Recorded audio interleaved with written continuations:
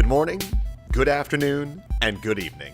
Welcome to Game Overcast episode 21. I'm speaking to you through the power of telepathy. Take it away, Matt.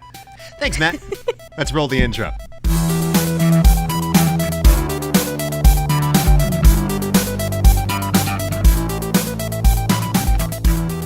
Hello, and welcome to a... Well, I mean, it's not really special, but welcome to Game Overcast, episode 21 of Game Overcast. I'm your host, Matt, and I am joined once again by the petite, the brilliant, our own personal the creature dancing from robot. Oh, yeah. Really?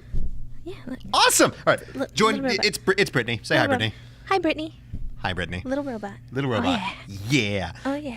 Okay, I'm not that good at that. Today's That's okay. show, we are going to talk some Halloween stuff. It's the time of year. Yay, again. my favorite time, the most wonderful time of the year. And it's appropriate because it's a dark, stormy night right now. So the lights turn off and the recording stops. It was too perfect of a night, apparently. Such a wonderful night for a curse. But first off, let's go through the motions here. Let's do a little bit now playing. Matt, what are you playing? Well, Matt, I've been playing stuff, mostly checkers. No, I've It was like, what? So last month I mentioned when we were doing the Mega Man show that Sonic Mania was coming out the next day. I've been playing a lot of Sonic Mania since then. It's really good. I played it a little bit when I was in PAX East, and although my hands were freezing and I couldn't really feel the controller because it was so darn cold in Boston, it was good then. And it's just better now. It feels just like a Sonic game should feel, where it's got this sense of speed, right? There's lots of multiple paths. The levels are actually bigger than the older Sonic games, so there's more to do. What the heck was it called now? Is it the Drop Dash? It's Drop Dash, right? I have no idea.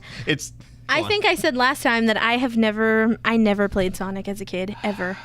When actually playing Sonic Mania, I think that was the first time I had ever It's good though, right? really played a Isn't Sonic. it It was good? pretty good. I mean, it makes your eyes go buggy, but it's I don't good. know what you're It's talking good. about. I love Sonic Mania.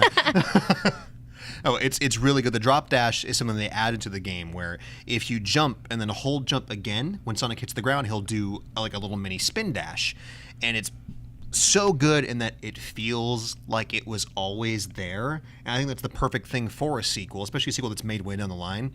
You can add stuff to it and you can innovate, but do so to things that make them feel natural and not gimmicky, Nintendo. Hey. I had to. leave them alone. I had to. And the drop dash feels like it should have always been there. And I'll go back to play 1 or 2 or 3 and have it not be there and be like, oh God, no. So that's good. Fantastic game. I've also played through the entirety of Symphony of the Night again. Like 3 times. Well, no, just this past like 2 weeks I played through it. That's what I'm saying. So- Like you've played through it like 3 times. Yeah. Right? So if anyone has been living under a rock and doesn't live in Texas, there was a little tiny storm a couple of weeks ago that hopefully everyone listening is okay. Hopefully your family's okay, of course. But I was actually out of town in Alaska when Harvey hit. So there was, you think, a 13-hour flight there and back and lots of time of me stranded in an airport. So I played all of Castlevania Symphony of the Night and got like 190-something completion rate. I said I don't need those last 2 heart containers, but... But that game is so good, and I think that's one of the games I've played that game more times than most other games I own. And I'll play it again and again and again, and it's like, cool, we gotta do this again. It's so good. Have you ever played Symphony? I haven't. I know, and that's crazy. I'm about to say something like super blasphemous, but I haven't played any of the older Castlevanias. I've only played the ones for the PS2. Man, oh Yeah, man, and I oh, love man. the one for the PS2. Somebody's probably going to want to punch me in the face. but- You mean gonna have problems. As long as you don't like... Okay, once again, this is an unbiased show we call it as we see it. If you happen to like a game that we don't like, that's good. That's good for you. Opinions are what make the world go round. As long as you don't like the really god-awful ones they made for 360, what was it, Prince? Was it Prince of... I don't even know what the heck it was called. It was a Castlevania that stole the ideas from, like, It was Shadow the of one that Colossus was and stuff, and- narrated by Patrick Stewart, right? Well, Patrick Stewart was like the... Curse. Spoilers, he was the bad guy. But he was No, like not Curse of one of Dark- your what? Templar... Oh, that's really going to bother me. It doesn't matter that much. I'll put it below. But Okay. I didn't like those at all. They weren't terrible, but it felt like they were just trying to like borrow ideas. And then that's okay if you're like Banjo-Kazooie. Banjo-Kazooie borrowed lots of stuff from Mario 64 and improved upon them. This did not. But whatever. So we'll talk about Castlevania more throughout the show here. What have you been playing lately, Britt? I haven't played much. I wish I would have had my 3DS with me whenever, because I was actually in Vegas during Harvey and I got stuck too. Oh no! I know. What a shame to get stuck in Vegas. Vegas. Yeah. It was fun. We had fun. It was, I'm glad everybody's okay. I was worried about everybody while I was there. It was hard to have a good time because, I was so like focused on my family. It was and a bit of a wet my blanket. friends and making sure that everybody was okay. But Oh wait, that was a horrible pun. Sorry. oh god. But I didn't really have anything with me because I wasn't prepared. So anyway. Not much. I can tell you, I've been thinking about going back and playing some stuff that I just really feel in the mood for playing, like Dragon's Crown or Odin Sphere. Yes. I freaking love both of those games. Vanillaware gods. They're so fun. Oh gosh, and it's like playing a watercolor painting, and the soundtrack is the bomb. I love it. If you haven't played either one of these games, they're fantastic. Odin Sphere is on PS2, and it's also been re-released for newer consoles. Both versions are glorious. I think maybe just for nostalgia's sake, I like the original one more. But I mean, they're pretty much the same game, anyways. So good. Dragon's Crown's on PS3. It's on the Vita, and they're remaking it in 4K for PS4. I They can't just wait announced for at that. Tokyo Game Show. I'm all over that. It just Odin Sphere. Would you say it's a 2D single player kind of beat 'em up? Yeah, like a side scroller, kind of beat 'em up. Yeah, like you go into the level and the level's like one big circle. It's like if you took a ring and laid it flat. That's what Odin Sphere is like. So you can run from point A to point B, and it all just kind of runs in a loop. So it's really cool. But I feel like there's so much more to it than that because you can like acquire different weapons of and like course. abilities, and your character kind of progresses. Well, you have and- skill trees and stuff. Yeah, and everything. exactly. Same thing with Dragon's Crown. Like I feel like there's so much more to it. I think at the heart of it is primarily a side-scrolling beat 'em up kind of game, Dragon's which I Crown is love. straight up like if you like Streets of Rage. Yeah. Oh or, god, yes. any of those other like That's my I can't jam. remember. Those I love those kinds of games. I love those. button mashing. Hey, but man. Dragon's Crown actually button mashing doesn't work because there is so much variety to the combat. Yes. You have regular attacks, and Amazon is the best. You can throw your axe at people. And the archer. Yeah, it's But I like that because It's really you are like you were saying, there's kind of different paths that you can follow, like skill trees, I guess, and you can like level up your character and like earn different abilities for your character weapons and stuff and and new weapons everything. and stuff. So I feel like there's so much more to it than Yeah. there is to it. But very well said. Yeah, if you're in the mood, especially in these days of dwindling couch co-op, Dragon's Crown was just. It's got online co-op, but Yeah. you can just sit there and hang out with your buds and run through levels and get the crap kicked out of you because you're looking at how pretty it is the first couple of times. and it's so pretty. It's so good. It's one of love those it. like bucket list games you need to play. Absolutely. Yeah, just like Castlevania. I will get on that. I promise. I'm really shocked because I'm a total gloom cookie, and I really love like vampires and monsters and demons. I'm super stoked for for this show some reason- because it's like monstery stuff and Halloween, my fave. So like I'm which- shocked I haven't played it. Which but version I will. do you want? I will. Like I've got the PS1 copy. I have it on. I think at least like I've got it on both of the Vitas I own. I've got it on my. You need to play it, okay? I have I will have play variety it. for you. We make it's good. You It's play probably- Castlevania game. Yeah, I can. Yeah, I'll just slice my original copy, whatever. just it's fine. throw it to me. I'll Just play don't it. just don't damage it. I really like it. Okay, so that's it for the playing. I'm gonna eat it. Don't just kidding. eat I my won't. Castlevania. I won't. Eat Maybe. eat the Maybe. crappy DS one. I don't know. Yeah. Well, I say that. We'll get to Castlevania. It's on a list, okay? Okay, so let's go into gaming news. So news stuff has been happening. Stuff's coming out. We got announcements for things. Okay, so let's talk the very small gray emulator box elephant in the room here. So the SNES Mini, The SNES. while you are listening to this, is out, and if you don't have it, you're not going to. Pretty much is what I'm understanding because Nintendo likes Maybe. artificial demand. Pretty much, Yeah, even for their. they like their limited releases, but you know what? I think that's our fault. I once talked to a Nintendo rep, and they told me that they You see use them roaming around Best Buy sometimes. But yeah, you Just do. really nice lady. You I like do, her. yeah. And we got to talking about Nintendo's how they create or have just a limited release of pretty much everything. It's hard to get a hold of everything, which is genius because all of their games, they're even stuff for the Wii, which is crazy. That's a few generations behind, and that's their games only appreciate. I have never seen a Nintendo title depreciate. I don't Ever. like it. It feels anti-consumer to me, and I don't see how it helps Nintendo after the fact. It's great that Zelda is still a $40, $50 game depending on what it is, but Nintendo doesn't see any of that. Nintendo doesn't care. and then they don't release half their games. Like, there was a couple, like, when is there a greatest hits release for some stuff? Like Mario Galaxy got it, but there wasn't one for Zelda. Well, they just recently did, for the 3DS. I don't know if you remember, but Ocarina of Time was really 15, 20 years later, maybe. But it was really, really, really hard to find. I mean, the 3DS version. The 3DS version was only released for a limited time, and it was really, really hard to find that for a while. They stopped making it new, so you couldn't find it anywhere. Yeah. And then they released like a greatest hits version of that. Wow, I did not know that. Yeah, I stand corrected. And which is easy to find now, That's and good. The price isn't so high if you try to buy it. But Animal Crossing, they did a greatest hits for that too, and there's been a few. So not only am I corrected, I'm an idiot. That's fine. No one's He surprised. said it, not me. No one is surprised at all. Everyone's like, "Yep, sounds like Matt to us." Okay, so let's talk the SNES Mini. Let me first come out and say, if you want one of these, if you have an NES Mini, that's great. I get the reason for its existence. I just hate it.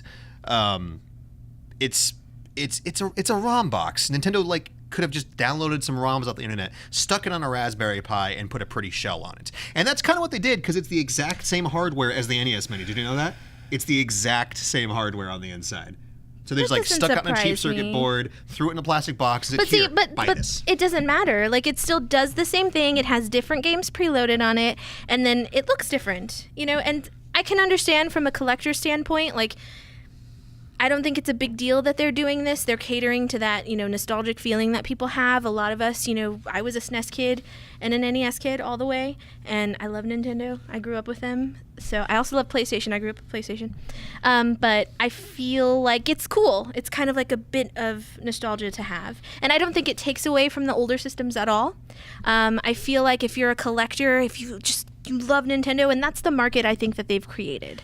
That's the market that they're catering to. Like I was going to say earlier, she told us that consumers were actually asking, hey, I buy every single 3DS that you pump out. I buy all of this stuff. Can you please? But it's not limited. So I don't really feel like a real collector. It's not limited. I feel like there's no reason to buy it. And so Nintendo was like, okay. I've got lots of things to say about that, in particular Nintendo fans, but I won't do so because I don't want to get in trouble. I just don't see the big deal. It's nice to have it, especially from a collector standpoint. I think there are some people that are just like, you know what? I collect Nintendo everything.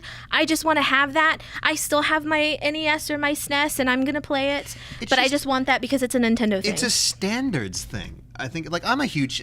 Guess what, guys? I like robots, right? I don't buy literally every single thing I see that has a Gundam on it, though. I mean, most of the time, yes. But I think there's a point where it's like, if this is just looks like a cash grab, and that's all it is. I mean, that's all any product is. I'm not stupid. I was going to say, yeah, you could say that about anything, really. But, I mean, do you remember when Nintendo was known for quality? Do you remember that day? Before, left Joy-Cons didn't work, and Wii's would stop playing Smash Brothers after a couple of months. Do you remember when you used to be able to take a Game Boy and throw it into a washing machine, and it would be blow up your washing machine? I wouldn't say that they have not sturdy consoles anymore, though.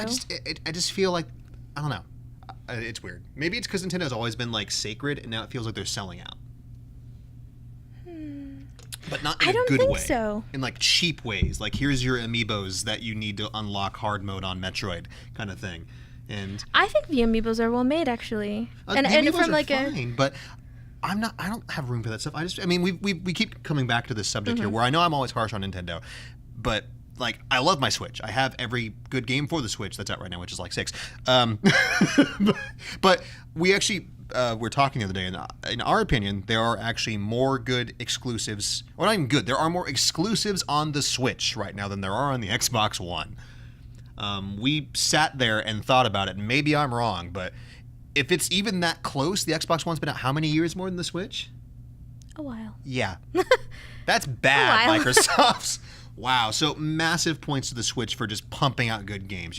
I really feel like this time around Nintendo's really trying, especially with their, third-party games. And yes, they may be games that are already released or games that are, but I think they're kind of testing out the market. And I think they're kind of testing to see if people are really serious about what they're saying. You mean the port party we're getting? And not just on the Switch, but freaking everything is just ports like crazy this year. I think it's totally fine. I think it would be cool to have Skyrim on the go. I think it would be cool to have Payday on the go. I like that game. I don't see Payday? the big... Yeah. Payday. Oh, bank robbery game, sorry. Yes. I was thinking of candy. It's like, I want payday. Right now, yeah.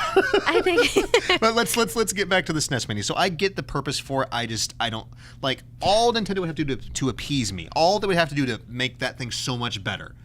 Put a freaking cartridge slot in it. You know, that would be cool. You know, it's like Hyperkin can do this. You know, and Yoba, other companies are doing this. Like, I will buy from Nintendo if I can play my Nintendo games on it. But you don't know. Maybe there's a reason they decided not to do that. Like, Yeah. maybe it would make the Lazy? hardware more expensive. Like, Okay. you don't know. How much is the SNES Mini?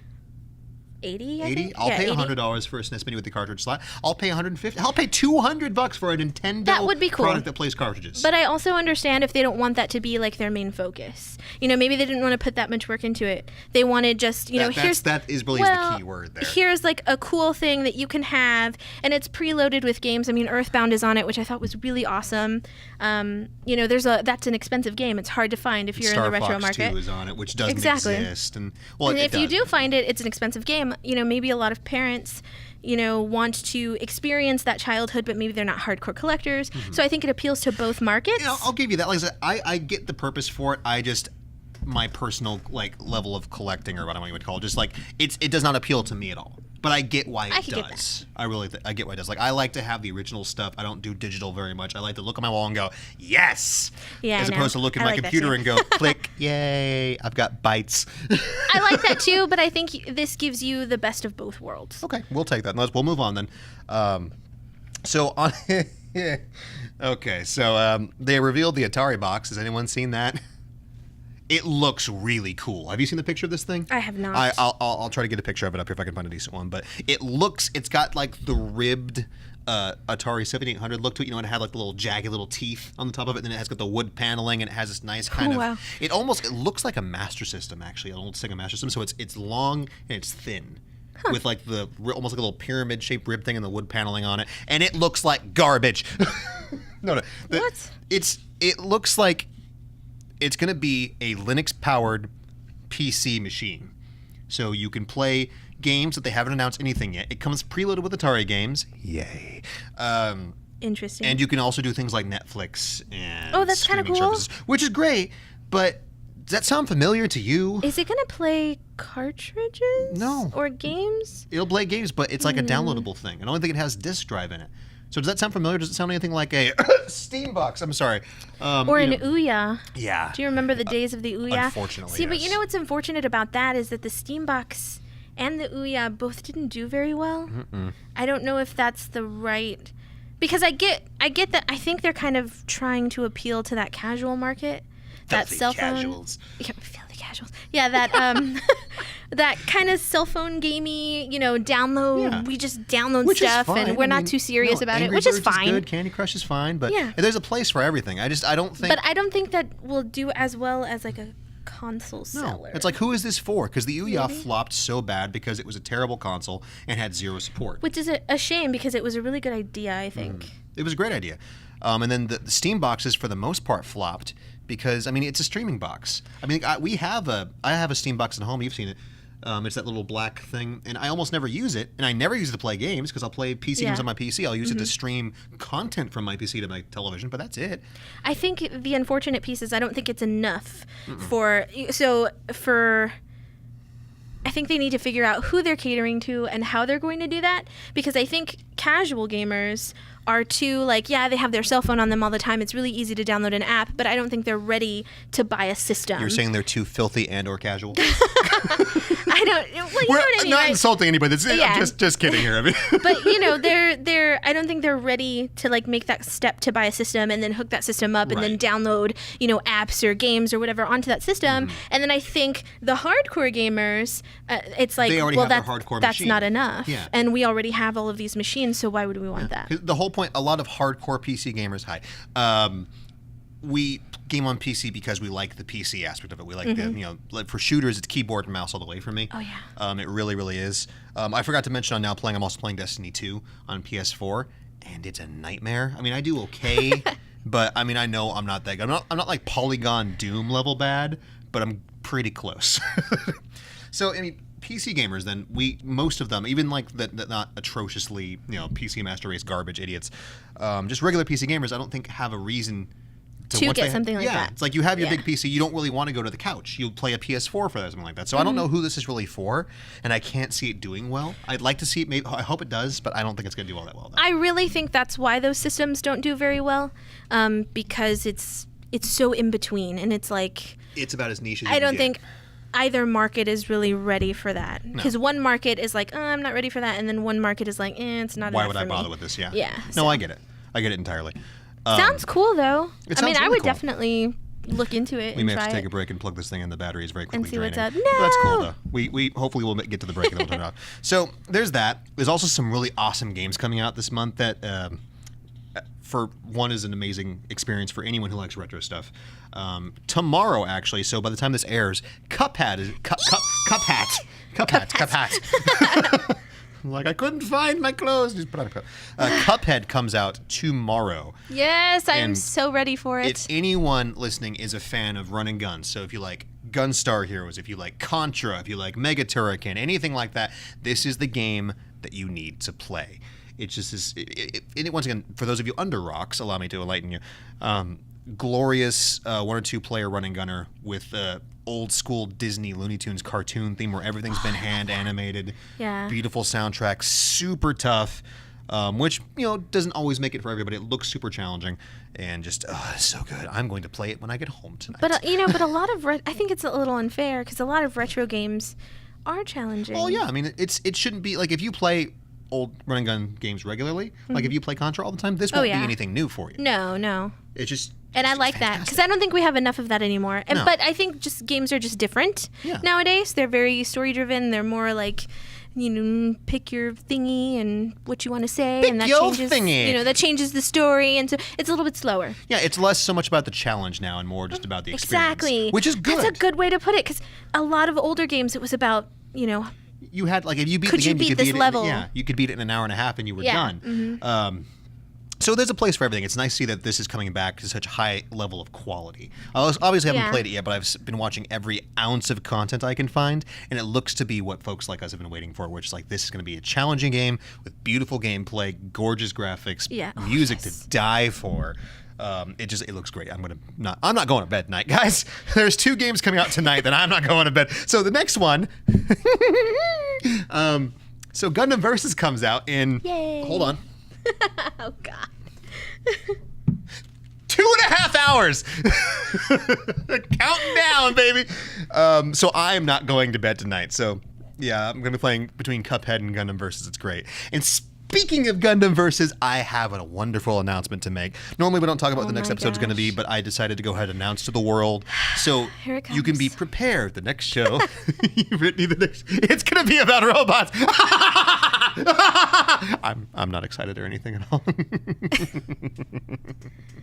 Oh, it's going to be There are some great. good robot games, so that's pretty cool. Yes, there's and then a- we can talk about Gundam versus Zeta Gundam, which is my favorite. Yes, exactly. It's cool. So that's coming next month. But that's about it for news. We have 2 little questions here that we're going to try to squeeze out before the break and before the recorder dies and I have to plug it in.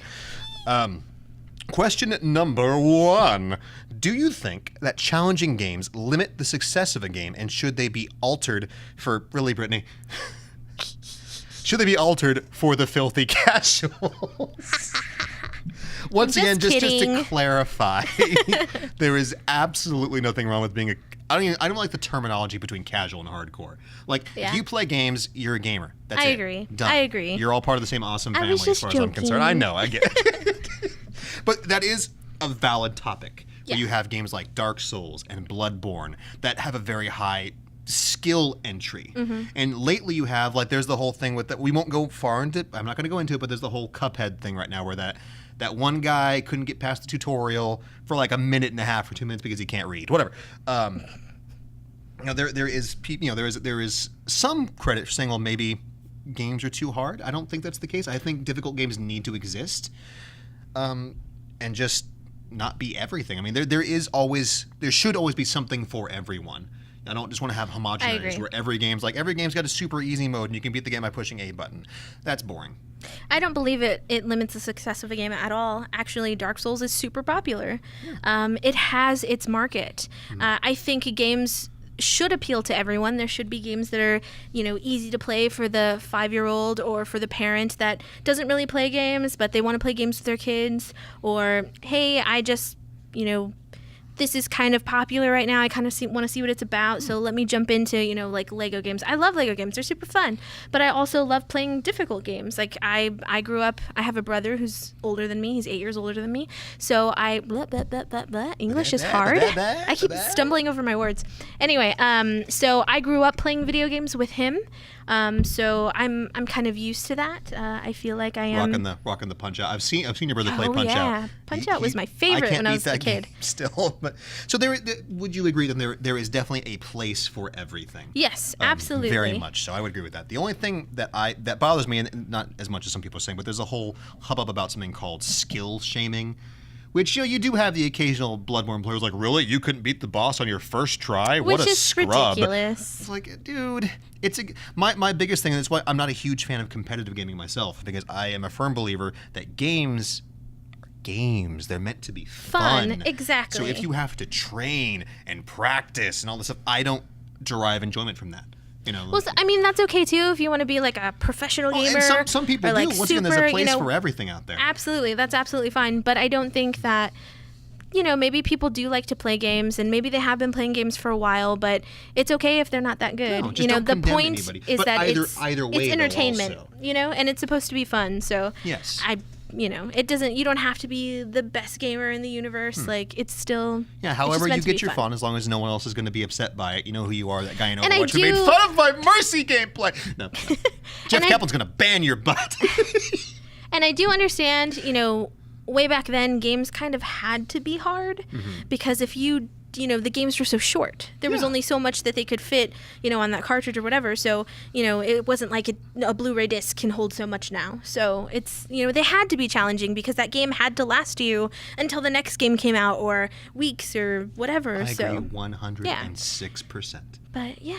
Extra 6% because you're being so expressive. Yes, because that's how I am. But I like a challenge. I think it's really fun. I don't want to beat something right away or not have it, play it and beat it in 2 hours or whatever.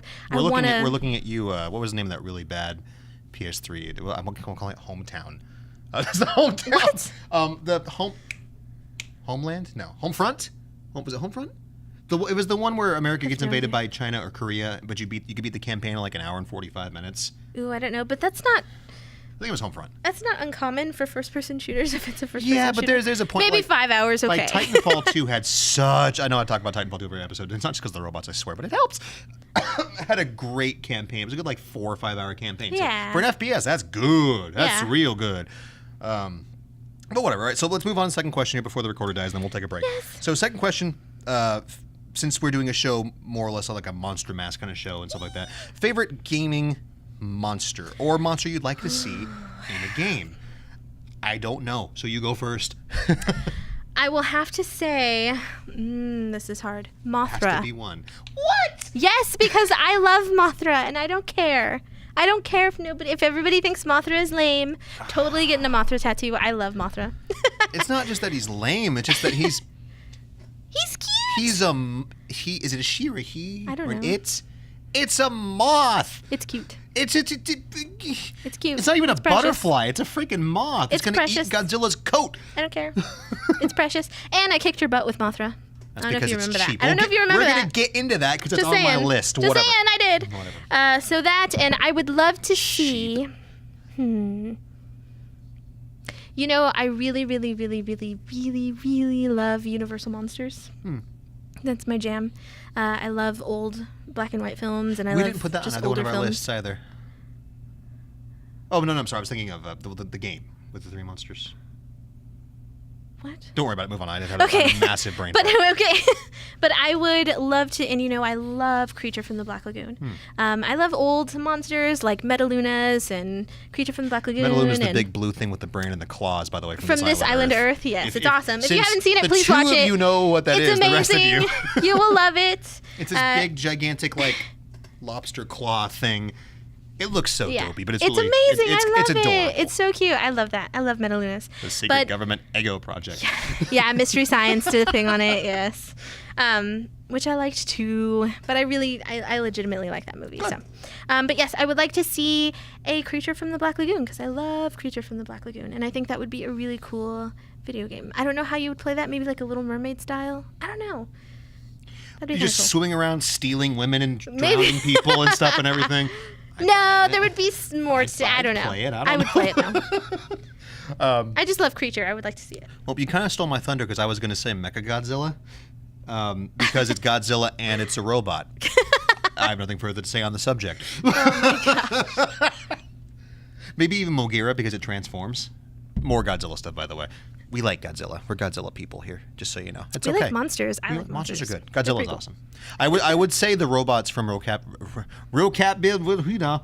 Neither of us can speak that. Robot Alchemic Drive. Not on my list actually because I don't think it's really a monster game, but you are robots fighting monsters or aliens.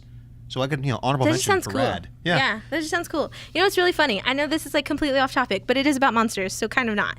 But it's not about games. I have a really weird habit of finding monster museums. Wherever I travel, it's really strange. So I was in Salem beginning of the year, about March-ish, and I came across a monster museum, and it was really cool. And it had actually just opened that day. So I was super, super lucky to have come across it, and it was awesome. Bought a shirt. And then when I was in Vegas, I found another monster museum just out of nowhere. Like, I just happened to come In across like it. the middle of the desert It's like- under yeah. the Hoover Dam. Yeah, it was kind of, actually. It was on the way to the Hoover Dam, so it was really strange. But I yeah. wouldn't stop it. I Like, love come that. on That's in. awesome. We got lots of scary things. That's cool with me. You leave your keys at the front desk. I don't know why do people in Nevada talk like that. It's like just generic, No, but- scary hillbilly thing right there. You want to take a shortcut that way? Never take a shortcut from a person that... But long story short, monsters are cool, and a lot of the games that we're going to talk about today have monsters. Yes, which we will get to right after this short message, a.k.a. Matt needs to plug in the recorder because it's about to die. We'll be right back. Hey everyone, Matt here, and has this ever happened to you? You're in your local Game Over looking for a specific game and they don't have it. Not to worry friends, GameOverVideogames.com has got your back. Just go to our website and chances are we'll have what you need. But Matt, I don't want to pay any shipping fees. How did you get into my house? Not to worry, random lady. Just select the pick up and store option and we'll send it to the Game Over store of your choice within 30 days at no extra cost to you. So hop on today and check it out. GameOverVideogames.com. Making retro gaming easier with the power of the internet. Hello. Fear not. We have only come to eat your brains and take over your planet. Delicious brains. But that's okay. You'll be fine. I don't know. This brain has lip gloss in it. Yeah. Boring. Welcome back, everybody, to Game Overcast. We're going to get kicking off now with our Monster Mash discussion. Yay, monsters! It occurred to us that this time last year, which was actually your first time on the show, if I'm not mistaken, right? Yes, it was. On Yeah. our Halloween episode. Last year, we did a Halloween episode. It was all about scary, spooky, scary, awesome Halloween games. And it occurred to us, though, that all of these games were both really scary and mostly super, super hard M-rated. Yes. So we thought, well, maybe some of you out there have kids. Maybe, that you don't want to have playing Alien Isolation. Or maybe some of you, Or Fatal Frame. maybe some of you out there are cowards and don't want to be playing. Some people just don't like scary games, and I get Yeah, that. that's I don't understandable. like to play scary games, but you make me and you like to watch, so whatever. It's so fun. I just don't. So terrifying. So I love scary stuff. this whole list we have, I wrote a list of games, and so did Britt, of games that are all kind of Halloween themed, or they have monsters or spooky things, but they're all rated T for teen and below. So they're usually okay for either you to play with your family, or something that's just not going to be, it's not going to be super scary or super gory. And have that cutesy, like, Halloweenish kind of Monster Squad. I don't know if you guys remember that movie from the 80s. Gosh, I love that movie, Monster Squad. Yeah. It was awesome. It was amazing. So I figure what we could do is I can read off one and you could read off one and we can just go back and forth. Yeah, down we the can do list. that. We'll have to kind of skip through the notes here a little bit that way. So but pull out your whatever. gummy bears, your Doritos, and your cherry Pepsis, because we're doing it. I'll have a Sunkist. Can I have a Sunkist? I don't really like gummy bears or Doritos. What? Can you pull out like your That's like gaming like fuel your right pretzels there. and your popcorn? Like, I and- can think of many a night playing video games or MMOs or whatever it was that I stayed up super, super late and totally wasn't supposed to stay super late and munching on my Doritos and my gummy bears, and yeah, it's awesome. Good. Okay, anyway, moving on. So I guess I'll kick it off. First off, though, of course, we just made a list of a few things here. There's tons of stuff we missed. If there are any cool Monster-ish games that you guys like, let us know. Post on the YouTube channel. Yes. Shoot us an email at podcast@gameovervideogames.com. I would love to know, too, GameOverVideogames.com, because I Podcast. love what? No one ever gets that Game Over right. Pod. Gamepod.org.gov. .edu. You can go some GamePod. weird places. Podcast at GameOverVideogames.com. Okay, podcast Yes. at GameOverVideogames.com. Do you know it's really hard to say Game Over Video Games really fast? Yes, I record all the commercials, and I usually take 4 or 5 times to do it. It's like, It's really hard to try it. Video Games. Try it 5 times. You It's sound really hard to mildly say it. inebriated when you do Yes. it. That's not appropriate. It's difficult. Okay, welcome at GameOverVideogames.com. I'm just going to say just GVG. But yes, if you have any suggestions, I would love to play something new. More I monster love new games stuff. So, coming at you. especially with monsters Yeah. or scariness. So. Sure. All right, well, let us begin. Oh, by the way, of notes, there was a Haunted Mansion game. A very nice guy on the YouTube channel decided to let us know. Thank you, nice YouTube guy. It looks like a terrible game, which is why we haven't heard about it, but you might like it because you have low standards. Oh, what? Whoa, whoa, whoa. As you will note from the list she has made here. Hey, Low standards. just because I enjoy playing everything, there's nothing wrong with that. I enjoy playing BioShock or Fatal Frame or whatever. Those are 2 of my favorites, actually. As much as the next guy. But I like some other stuff, too, you know? I like to occasionally, that spooky inner child that's just play, like... play in the garbage, I think is what you're looking for here. He's like one of those kids just rolling in the backyard like, yay! But all of these games that I have on my list, okay, and we'll get to that, but These are games we're recommending to people here, It's like we Yes. want you to enjoy But this. they give me that like warm, fuzzy, Halloween-y kid feeling, and so I really love them. I Don't don't worry, care. guys, I actually have some cool stuff on my list. It's okay. And if you're my age, you may appreciate even a few of them. So There you go. Your age, are you old or something now? I mean, oh, you didn't last show, Alec. Like every Moving 10 on. seconds, I was like, "I'm the youngest member of the podcast." Yes, and we were just like, "What are you doing?" Whatever. Anyway. Okay, so I'll kick it off. This is kind of a combo thing here, but ghosts and freaking goblins, man. Or even more so, that ghouls and ghosts for Sega Genesis. You can get it for SNES also, but whatever. I prefer the Genesis version because I'm biased. You played Ghosts and Goblins before? I'm assuming yes. Everyone has. very little, but it's really hard. Yes. And I've beat really hard games, but When? it was really hard. What? Well, I saw you beat Catherine. That game gave me Oh, the Catherine. bleeding of the eyes. Hey, that's nothing to scoff at. Catherine is hard. And yes, it's a Insanely puzzle hard. game, but it's insanely hard. That game hates you. That game's hardcore. I love that game. Okay. They're possibly making a sequel, actually. There's rumors. Just rumors. Don't get your hopes too far up, but maybe. That would be so exciting. More sheep people. I'm so- Yay! Yes! They're so cute. Bizarre fever dreams. Anyways, that is not a game that you can play with your family. Yeah, don't. No. Please don't. Okay, Please so don't. so Ghouls and Goblins, made by Capcom, originally an arcade game. You play King Arthur, and your lady friend, your wife or your friend or the princess or whatever it is, very traditional storyline, has been stolen, and you have to go save her. It's not Bowser, it's like the devil or something, I think. It's very similar though, and it's a really cool side scroller where you go, and it's, as Britt said, insanely difficult. In the first one, you have just you and your armor, and if you get hit, your armor falls off and you're running around in your underwear, like these little heart boxers and everything. It's really cute, and if you get hit again, you die. In the newer versions, you could get a special gold suit of armor, which would give you an extra hit, and then a special attack also, depending on which weapon, like your lance or the daggers or the torches or something like that. Didn't make it any freaking easier. Stupid hard games, but they are very, very good. We used to have an arcade machine for Ghosts and Goblins downstairs here at this store when I used to run this location, and every day at lunch, as opposed to eating, I'd be down there playing. And I had the high score on it for a while. It wasn't that good, Did you really? but no Oh, one ever that's managed to beat it. So I'll take that. Wow. It wasn't all that good. It really wasn't good at all. But I've seen people get much higher scores. Anyways, but What really, was really it? good game. Do you remember I don't what it remember. was? This was like 2 years ago. Okay. I remember it wasn't very good, but no one managed to beat it that came into this store. So whatever. There's no proof. It's gone. No, I know, you should have just been like, it was like 300 million. it was like 46 trillion, yo. And I was in the first level. I was just killing Firebrand over and over and over again. And then the time glitched, so I just sat there for 3 hours and went back the next day, and it was still there. It's still there right now. Okay. You had your monster and your eyes are bloodshot. Aw, I miss those arcade days. Especially arcades in general. I know. But fantastic game. Definitely not easy. You can get it on the Nintendo, Super Nintendo, Sega Genesis. There's a PSP version out there. There's even the PS2 versions of Maximo games where it's actually 3D. Not that good, but decent 3D platformer for the PS2. And there's a sequel also, which was also decent. Not great, but good. You know, it was okay. But definitely something that was good. If you're looking for something challenging that y'all can just take turns on because you will be dying a lot, that's a fantastic game. What you got, Britt? What's first up? Yeah, we're gonna take turns. You don't want to just do your list and then I do mine? Okay. Just drink my tea. So I feel kind of bad because a lot of my games are. I was actually really surprised at this. I was just like, what are games that are really kind of spooky-ish but really cute? You could play with kids or yourself or whatever. And a lot of them are. Every game you like was terrifying. No, it's awesome. They're awesome, but they're a little difficult to find, and they're for the DS. So a lot from my list is for the DS. So, okay, but this one is not for the DS. Gremlins 2. Yeah. Aw, yeah. That game is amazing. I love that game. It's pretty difficult.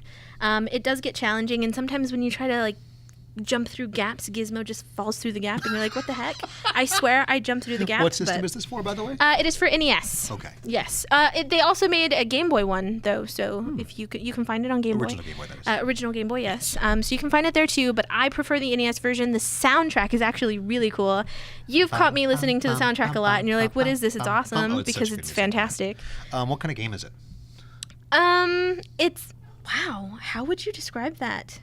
It's Just like it's a top-down. top-down. Yeah. Get from point A to point B. You have Action-y, to kill gremlins. You throw stuff at them and adventure-y. everything. And Yeah. You basically just kind of collect items.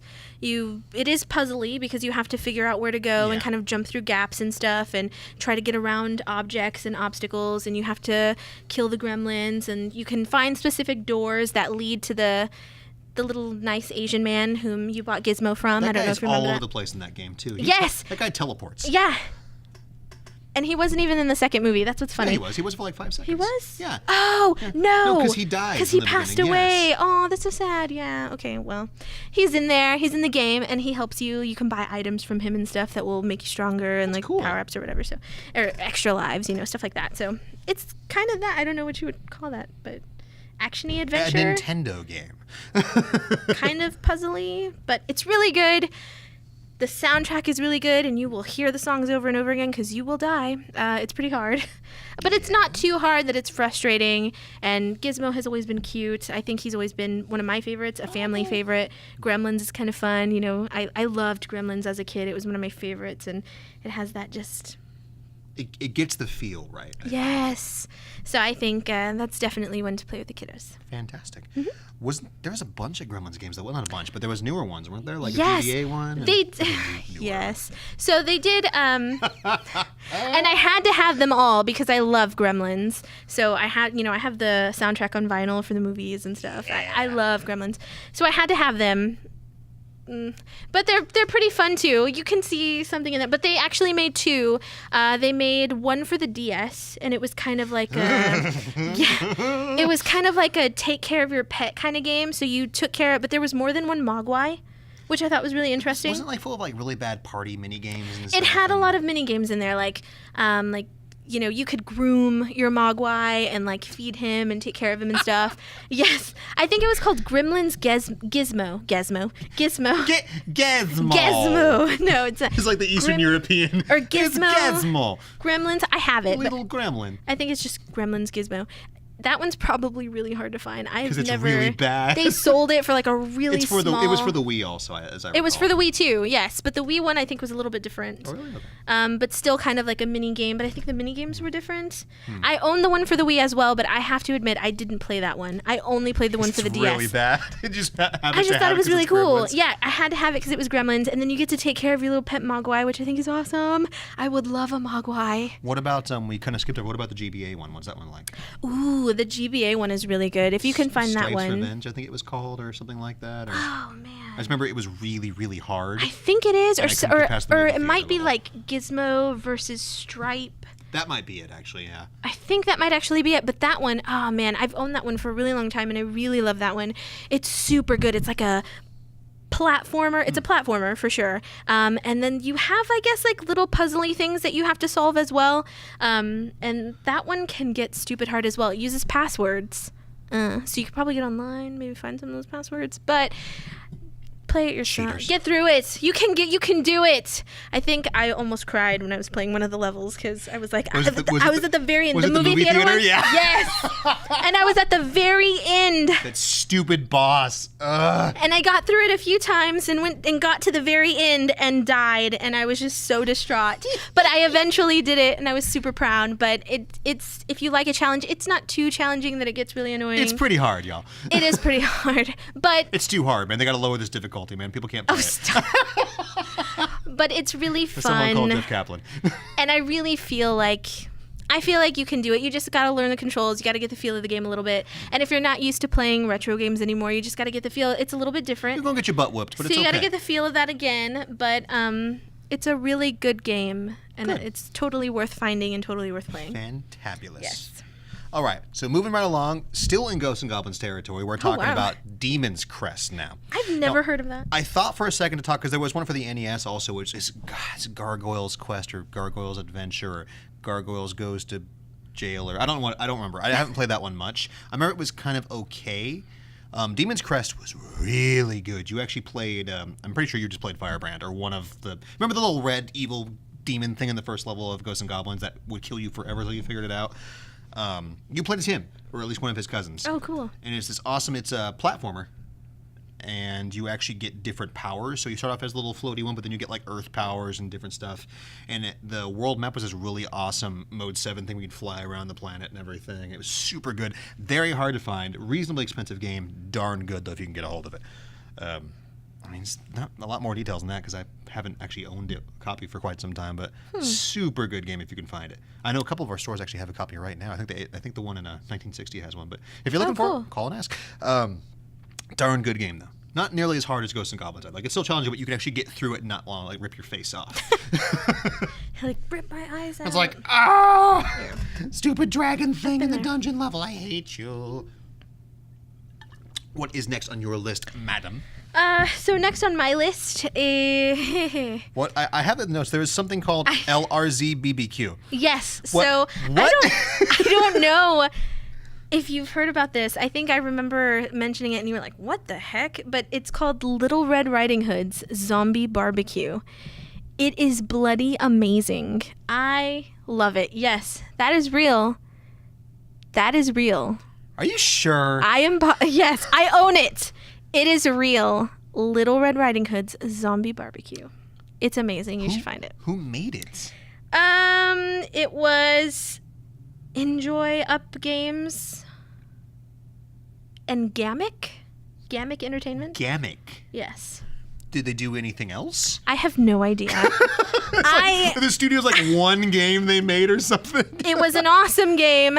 All I'm saying. What was it? Like, was it? So it's like basically you see it utilizes both. I want to say 3DS, but it's not 3DS. It's a DS game. DS. So you use both DS screens, Uh-huh. and you're just like Little Red Riding Hood with this massive, awesome gun, and you're like Ramboing stuff, and zombies are coming out of the ground, and they're coming at you, and you're just like, Oh wait, is it you know. It's like it scrolls vertically, right? Yes. I do know what you're talking about. It's amazing. That was actually pretty cool. It's amazing. It's super awesome. I actually have not. I occasionally check. I own it, but I occasionally check your stores to see if you have it because I just think That is I want obscure to. as hell. I man. know. I want to tell the world like you have to buy this game. So, it's amazing. Yeah. It's. I've never seen. I've only seen it twice. I think I've never seen it more than that. Nice. But it's really cool. It's total. If you can find it, or if you have it, unearth it and like pass it to your friends, please. And because it's awesome, it's worth playing. I think it's really fun. It's not super hard. It's not super like, oh my gosh, the graphics are the best Well, thing it's a ever. DS game, I mean, but so. it's really fun and it's just really wacky. And that's what really matters. Exactly. And it's really wacky and I really love it. It's fun. Awesome. But you're like taking out zombies like a boss. Super cool. That's epic. Okay, so next on my list, there's a pattern of Sega Genesis here. Surprisingly enough, Haunting, starring Poltergeist. This game cute. is awesome. Also, it's funny. We're like, all these games are great to play with your family if you can find them. Haunting isn't super hard to find, but it's definitely not super common. I mean, second games aren't super easy to find as it is anyways. But in Haunting, you play as, this kid named Poltergeist, and you're just like the quintessential 90s dude. And you were riding your skateboard, and this family ran you over and kills you. Oh, no. So you decided this is really like evil jerk family with like mean parents and 2 evil little fat kids and all this kind of stuff and everything. So your mission in Unlife is to haunt them and to chase them out of their houses. So as they move into houses, your goal is to go through the house and scare the crap out of them and make them leave. And like every level is a new house. And you go through, and the way you do it is because you're a ghost, they can't see you, so you have to possess objects. And it's a lot like that game Trapped, but like a cute, funny version of it, where you would actually rig things. Like, let's say That's a fun game. Like the girl was in her room, so you can go in and like hop into the dollhouse. And there were like timed traps, so once you activated it, it would go off. There were remotely triggered traps where you could trigger it when they would walk around the room, or ones, my favorite ones, the green ones, you could possess them. So like if there was a doll, you could control the doll and chase her around the room. And then you could chase her into other traps that would go off, and you could chain react this big old thing of like, and scare them out. And then if your health bar was ectoplasm, and as you took time, your ectoplasm would run out. And if you scared people and got good chains, ectoplasm would drop on the ground. But if not, you would go to hell, pretty much, for lack of a better term, and have to get from point A to point B to gather up enough ectoplasm. And that's where your actual health bar was. Oh, wow. I've seen a little bit of that game, but I never knew you went to hell. That's crazy. Yeah, it was weird. And then the last bosses, as I recall, this big giant spider monster, which kind of came out of nowhere. Very difficult also, because the whole game is about just like timing and traps, and it's like, cool, combat, go! But fantastic game. Just truest like Halloween game I can think of probably on my entire list. Yeah. Where it's super fun, it's super cartoon. It's like that Monster House movie. Anyone can play it. It's amazing to watch, almost as much, if not more so, than to play. Because you'd be like, oh, do that. Trigger the washing machine, and then make the fridge try to eat the husband and stuff like that. And it's not gore or anything. It's just, it's like the amazing game. Just kind of like that cartoony, like fun. Very much so. Cheesy vibe. You're this little green kid with a leather jacket and a mohawk. I mean, it's very 90s. It's very That's nice, awesome. but fantastic game. You actually missed one on your list also, because I forgot to highlight it in bold. It's game nobody cares about anyways on there, so it's okay. Just that what it was, see, it's not an important game or anything. No, I love that game. I'm good. Yeah, you go ahead. Next, okay, Medieval. Oh my God! I played this game so much as a child with my brother. I even got in trouble because I was supposed to. Okay, so when I was a kid and this game came out, so my brother and his girlfriend and I think one of his friends, they were over and they were playing the game, and I wanted to stay up and I wanted to watch it because I thought it was so cool. Like, oh my gosh! I've always been a bit of a weirdo. I was raised on. I believe you used the term gloom cookie. Gloom cookie. That's me. Total gloom cookie. I don't know what a gloom cookie is. Do you? It sounds it's strangely delicious. Right. It's like a really old term. Gosh, a chocolate chip cookie I don't in even a dungeon somewhere. I think it's like an 80s or 90s thing. Well, it was a comic book, wasn't it? But it was a term before it was that. I did read the comic book too, which was really awesome. If you can find it, it's called Gloom Cookie. It's really cool. It's like Tim Burton, but not written by Tim Burton. Kind of, yes. But it's a slang term for a goth, essentially. So yes, my soul. Anyway. It's making me hungry. But yeah, so I wanted to play this game, and I was watching, and I was like super enthralled, and I was like, Daniel Fortescue, he is like the coolest guy ever. With the best dialogue ever. The coolest skeleton guy, and it's so Halloween-y, and just everything that I loved as a kid. My parents raised me on horror movies, so I was makes always... so much sense. I know. Hey, it's your mother's fault. It is. It is. It's funny. We talk about that sometimes, and she's like, yeah. Did I ever tell you she actually apologized for you one day? Oh my God. I forgot why I was over at your house, but you were like doing something else, and I was there like helping your mom with something, and she's like, I'm so sorry. Thanks, she's Mom. always been different. And I was like, yeah, we all think she's kind of weird. It's okay. That's okay. You let me. That was great. I'm my own person. Whatever. It's cool. Oh, boy. Yeah, but I love this game anyway, so I got in trouble because my mom was like, you need to go to bed. And I'm like, okay, I'll go to bed. And I totally did not go to bed. And I stayed up because I wanted to see this medieval game. And but eventually I was allowed to stay up. It was really cool. Because Because it was a they weekend. just gave up on you. Yeah, probably. They were just like, whatever. What kind of, so Medieval was a 3D platformer? Hack and slashy? Yeah, it's like a hack and slash kind of action adventure-y kind of game. This actually worked out really well because I haven't played most of your games and you haven't played most of mine. So it's kind of a thing. Have you really never played I medieval? played a little bit of it, Oh and my it gosh. didn't really grab me very much. It's perfect. I love it. It's so amazing. Castlevania. You know how I feel. Okay, fine. But this is, oh gosh, I can't believe you've I'll never play played Medieval if you play Castlevania. Yes, Deal? please. Okay, cool. Please, and I want to play it with you. Like, we have to be in the same room or something. No, But- I want to be over there in that room, and you can just listen to me go, "What's going on?" But it's really cool because essentially you're this hero. So back in olden times, you were this hero. You're supposed to defeat this like evil wizard guy, and you end up getting taken out right away. And then the king, somehow the wizard guy gets driven out, and the king decides to lie about you and say, like, you're this great hero, so everybody remembers you for being awesome, blah, blah. Anyway, like, about a century later... A century. A century later. English is hard! A century later, the The rest wizard... of the show will now be told interpretive dance. Yes. Okay. Okay, Hit the mic, sorry. robot. This evil wizard comes back, and his magicalness ends up going over your grave. It's true. Ends up, I don't know, waking you up from your grave. And so you figure everything out. You're like, hey, I'm awake. You know, I'm a skeleton. I'm missing an eyeball. But that's okay, because I can still fight. It's all good. And you decide that you're going to, I guess, live up to your legacy and take this guy out and enter the Hall of Heroes where you belong. So that's the basis of the game. It's amazing. Please play it. It's action-adventure, has a lot of puzzlies, It's not hack and super slash. expensive either. It's like It's a $20 not. game, I think, maybe. Yeah. Not expensive at all. So worth it, sounds like. It's totally worth it. I'll I have to love play that it. game. Can I borrow your copy? Yes. Do you have one? Okay, I cool. do. A lot of Awesome. fond memories. Sweet. So I wish they would remaster that. That would be There's really been cool. enough other freaking remasters the I past couple of years. know. Might as well do that too. I would love a remaster of that. That would be super cool.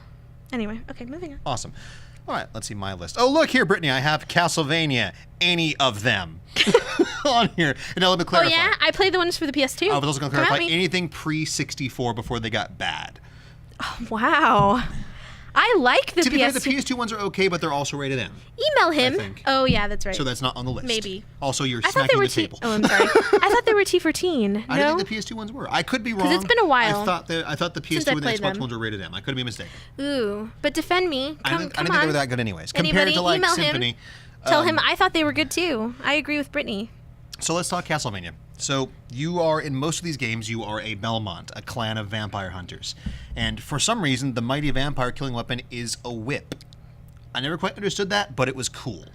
Like, is there any, you're the Gloom Cookie here, is there any reason why a whip would be used to kill a vampire unless it had like a block of wood on the end or something? I mean, he's like, see Dracula, ow, bro, stop, I'll go away.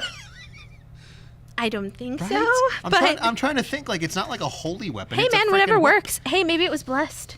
Maybe it had like holy water on it or Why something. didn't you just use like a holy shotgun then You if don't that was know? the case? I mean, I love the game. What's the time period? Maybe the shotguns didn't exist then. Way back when, Dia. What? I don't. It's at some point, assuming before the advent of firearms. But in Symphony of the Night, there are zombies with, or there are skeletons with rifles. So, and then Frankenstein has a chainsaw. So why can't I have a holy hand grenade? Well, yeah, because I mean, rifles are pretty. I don't know. It's okay, whatever. Who knows? So specifically, Castlevania 1, 2, and 3 for the NES. Didn't really like them that much. Like, they're good, but I don't think it really came into its own until the fourth one for SNES. Castlevania 4, and then there was Dracula X. Those are both really good. Still traditional, point A to point B games. And then it just went boom when Symphony came out for PS1. Just big, gigantic double castle. Spoilers if you haven't played it, but if you haven't played it either, It's okay. You raid Dracula's castle as Alucard, Dracula's son, in Symphony of the Night.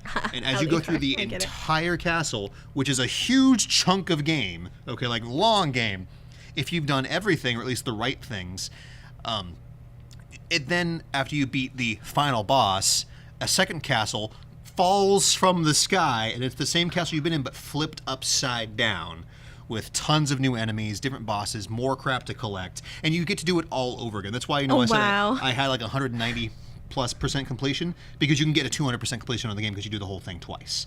But it's a marvel of construction, because the castle, you don't notice it, but then when it flips, you're like, this thing was built, the whole thing was built to work in either direction. It's just brilliant. It's pretty cool. Super good game. And then the ones after that were awesome. Specifically, other honorable mentions, my favorite next to that one's going to be Order of Ecclesia for the DS. The DS where one. you play this awesome witch, and your abilities are all tattoos, and you swap that's out cool. I like tattoos that. as you go through the game, and it's just so good. But I think I've played that one too. You have to like draw out sigils and stuff. yeah, that kind of sucked. Ooh, But that's touchscreen fun. garbage. But the actual game is fantastic. But any Harmony of Dissonance, any of the DS ones or the GBA ones also, so good. And they're all a little gory, but they're all T-rated. And I mean, you're fighting vampires and zombies and goblins and floating Medusa heads and random other really cool monster designs. By the way, annoying Anubis monster with lightning bolts. I hate you. But yeah, it's Castlevania, bro. You gotta play it. It's good. It's real good. I will play it. I will. Cool. Well, you may then proceed. I am done rambling about it. Okay, so my next game, also for the DS, is Emily the Strange. Yay! I love Emily the Strange. I don't know what that is either. I'm sorry. How do you not know who Emily the Strange is? That's crazy. I was a boy going through school. It doesn't matter. Like, it's crazy to me. If you went into a Hot Topic in the 90s well, that or like explains it. early 2000s, she was like all over the place. Oh my gosh. I did all my shopping at JCPenney. Anyway, but they made she- comic books. I think she started out as like just a character that this guy created. I think painted on on skateboards or something, and she Really? got. I think so. Yes. Whoa. Because it wasn't. The character was already in existence, and then she got really popular, and they started making comic books, and she was just really cool. Kind of like this typical. Excuse me. Okay, sorry. To be fair, I may have seen her and just thought she was Wednesday Addams. What? She looks nothing like Wednesday. Oh my gosh, this is blasphemous. This is crazy. Okay. I think if you saw her, you would recognize her.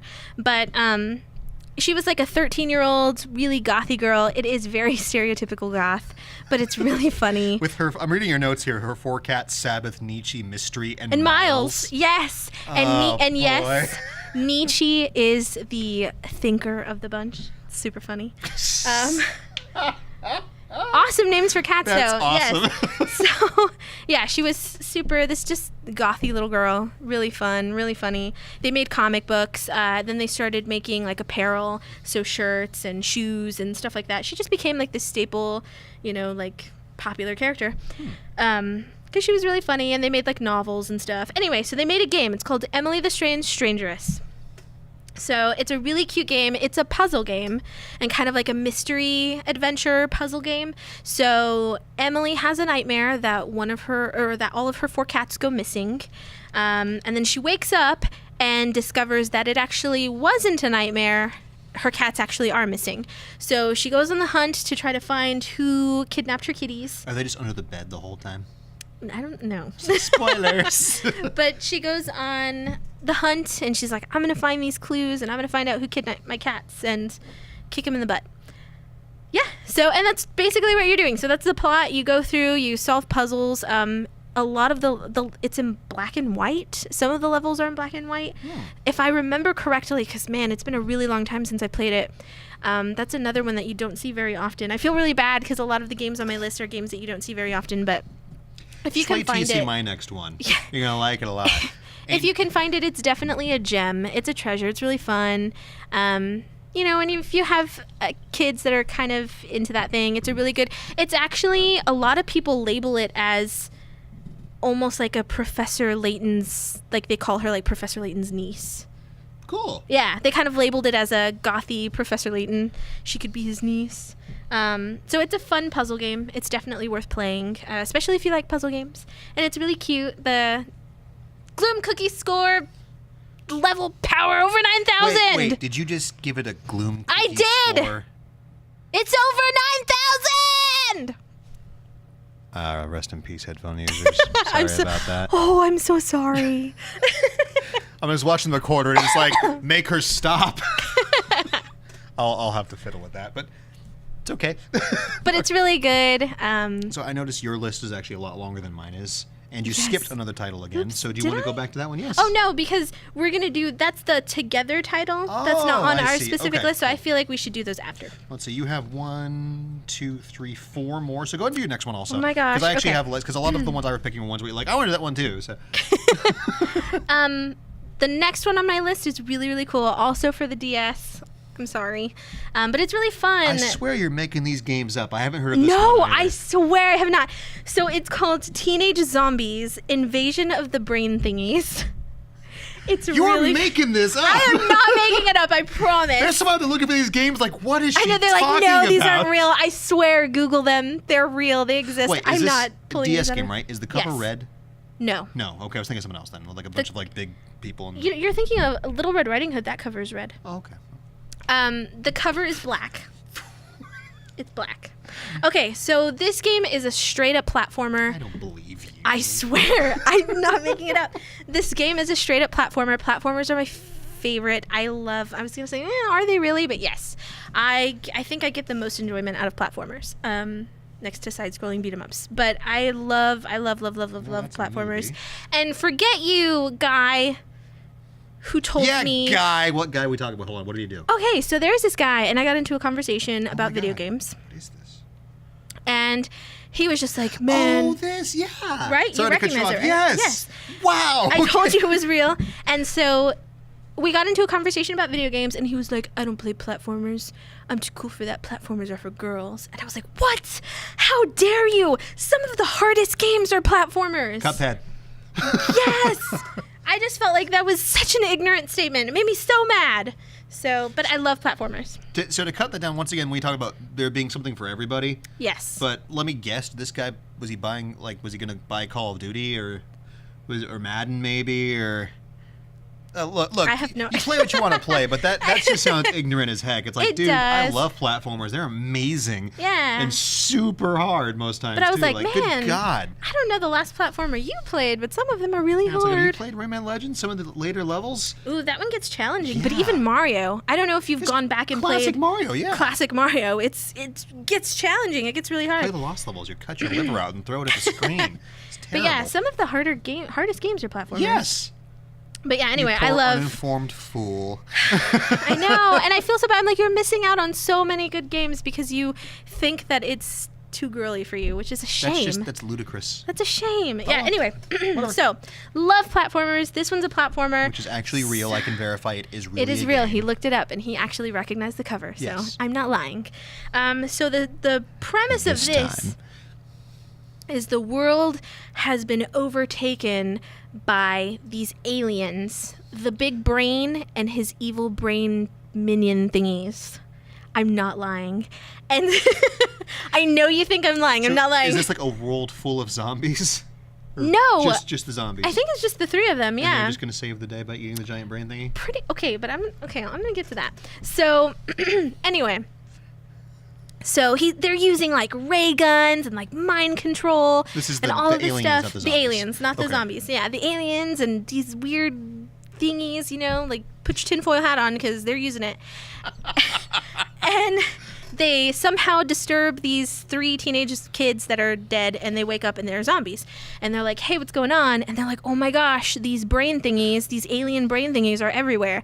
So they go on the hunt to eat the alien brain monsters. So they don't really care about saving the world, they're just hungry. And I guess they're saving the world at the same time, but I don't think that was their intention. Just a brain in hand. I think they in the were just spaceship. like, you know what, those brains are better than their brains, so I'm going to go for their brains. And then the evil brain dude at the very end, he has like the biggest brain. That's like the biggest lunch. So I want to play it. I mean, you it's talked me into awesome. it. It's awesome if you love platformers and you love Oh like my kooky. God. It's very kooky. Kind of gives you again that little like kind of 80s That is just horror ridiculous. monster kind of vibe. Well, I like it. Yeah, it's pretty awesome. Okay, so here's on my list. This is a common game. Anyone can find this anywhere. I swear to God, guys, these games are all good. And if you can't find them, I'm sorry. So here's a game that I don't even own anymore because I can't find it. So if you own this game, trade it into a Game Over Video Game so I can buy it. Aliens, okay, for the Commodore 64. What? I was doing homework for my list here. Okay, it exists. Don't mess with it. Oh, yeah, Do it, do it, do it, do it, do it, punk. So back when I was a wee one, my uncle used to let me play on some kind of computer. Turns out it was a Commodore 64. I did not know this until now because he used to let me play a couple different games. One of which was Aliens. So wee little mini Matt here, way before I was allowed to actually watch Aliens. This was my first intro into Aliens, which is just great. It takes place across the entire movie where you have to there's a lot of bad parts of it, but you have to land the ship on LV-426, and you have to protect the Space Marines, and you have to go find Newt towards the end of the game. Aww. And the last level, you ready for this? Okay. The last part of the game is you are in the power loader fighting the alien queen. Of course I like it! But it's Commodore 64, so it's terrible sound effects, terrible graphics, but it's just beautiful. It was so well done, and there was such variety to the game, where it was several different games worth of stuff. It was a flight sim in one level, it was a puzzle game somewhere else, it was a fighting aliens with giant robots level at the end. It was just super, super good. Probably hasn't aged all that well, but it was such a fun game. If you have the opportunity to play this somewhere. I mean, I can't think it's that expensive. It's just hard to find because it was, it's a Commodore game. Didn't do that well anyways. Awesome game. Made after an awesome movie. That movie is Sigourney awesome. Weaver is the bomb, and so is She's James super Cameron. cool. Oh, man likes giant robots. I can get a lot. We could be bros.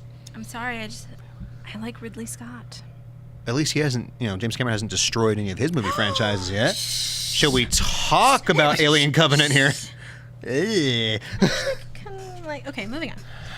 Alien Covenant would have been great if it knew what it wanted to be. It had to clean up for Prometheus's massive mess that was also Ridley Scott's fault, and then try to be an alien film. And if it was just an alien film, it would have been okay, but it was him trying to clean up the disaster that was Prometheus. And I don't care what you say, who you are, you do not get off on a planet without a mask on just because it has oxygen. Especially if you're a ship full of scientists and engineers. Maybe we should take precautions. Maybe we should just go wandering through the woods, breathing in God knows what bacteria that killed everybody. I mean, that's fair, but then it Spoilers. wouldn't be a movie. You could do it in a more intelligent way. The people got infected in Prometheus, and they were in spacesuits there too. As opposed to let's just go full on Sound of Music through this alien planet. Just the hills are alive with the sound of dead people. I get where you're coming from, but it's fun. I'm not that picky. I'm not that picky. Standards. See? Standards. That's awful, because I like some really Unbiased good movies, Matt. okay? I call it as I see it. But so Aliens Commodore 64, fantastic. And there was the amazing arcade Aliens game and the even more amazing Aliens vs. Predator games. But they're arcade games. Unless you have an arcade board, you can't find that anywhere. But those were amazing. So if you happen to own the Aliens arcade machine, my birthday's coming up on the 18th. And how do you say there, friend? But yeah, sorry. So we move along. I'm sorry. So your next one on your list. Okay. The next one I have is actually not for the DS. Scared the hell out of me. Oh, I'm so sorry. and I don't think it's that difficult to find either, which is really cool. But it is Death Jr. for the PlayStation You Portable. keep skipping things on your list. Are you doing that on purpose? No. You skipped Spirits and Spells. I will get to that one. Sorry, Gosh. Death Jr. Gosh. Okay, Death Jr. Yes, this one is really cool. It's like an action-based game. It's a hack and slash, essentially. PSP, yes, you said, right? for PSP. Okay. So the plot is you're a super terrible kid. You're the Grim Reaper's son. You're super terrible. You've been kicked out of schools, and he's like, I'm fed up with you. I'm going to send you to military school, but I'm going to give you one last chance at this new Sending school. Death's son to military school? Yeah, because he's bad. He causes a lot of chaos. I've played the game. I just never paid attention to the story. That's amazing. The story. And so you're given one last chance. So you're at the school. You meet these friends. Pandora is one of them. Yes, she has a thing for boxes. Stigmartha is another one. A girl with like, yes, I know. Haha. Sorry. But she does have holes in her hands that bleed. And then Smith and Weston, which I think is really funny. They're conjoined twins. Really? Yeah. That's really fantastic. That is their names. Anyway, so I love bad word jokes I know, and puns. it's fun. It's all just a bunch of dad jokes. I was like, I'm hungry. Hi, hungry. I'm Matt. Nice it's to meet cute. you. And what's funny is like kids probably wouldn't even recognize that, but it's just a fun little like toss in, I guess, if you're playing with your kid or something like that. But anyway, so they go on a field trip and they come across this box, and Pandora wants the box opened. She's like, "Hey, I want to open this box." Was this supposed to be, sorry to cut you off, was that box that, not a box hat? Was a typo, I'm assuming? Or was there actually a box hat? I don't know. Okay. It was, yeah. Anyway. Okay. I'm assuming it's that. Like, what's a box Yes, hat? it wasn't Tell a me box more about hat. the mysterious box hat. It wasn't. You wear it, you can put your clothes in it, and then wear it again. It's box hat. It was a typo. Box that. It was I'm sorry. not- I wasn't sure. It's a weird game. It is a weird game. I mean, Death's son is going to military school. Possibly. Anyway. Da-dun-da-dun-da-dun. But yeah, it's a locked box. And she's like, dude, I totally want to open this box because I'm Pandora. Duh.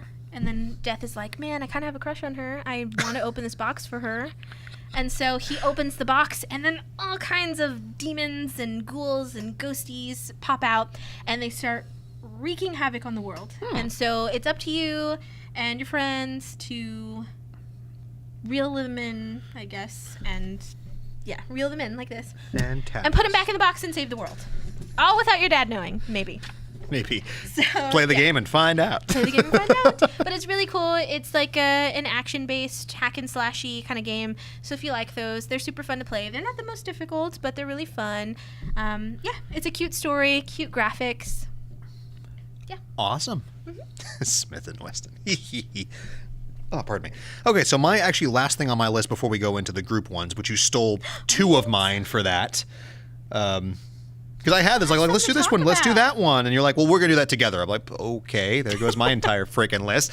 because we both Actually, like third one, them. because you stole this one too, actually. both like them. So my list was actually just as big, but then have, like, three someone more. commandeered a couple of them. I did. I have 3 more, though. Well, then go ahead and do one more then. We'll save mine for after that. Okay.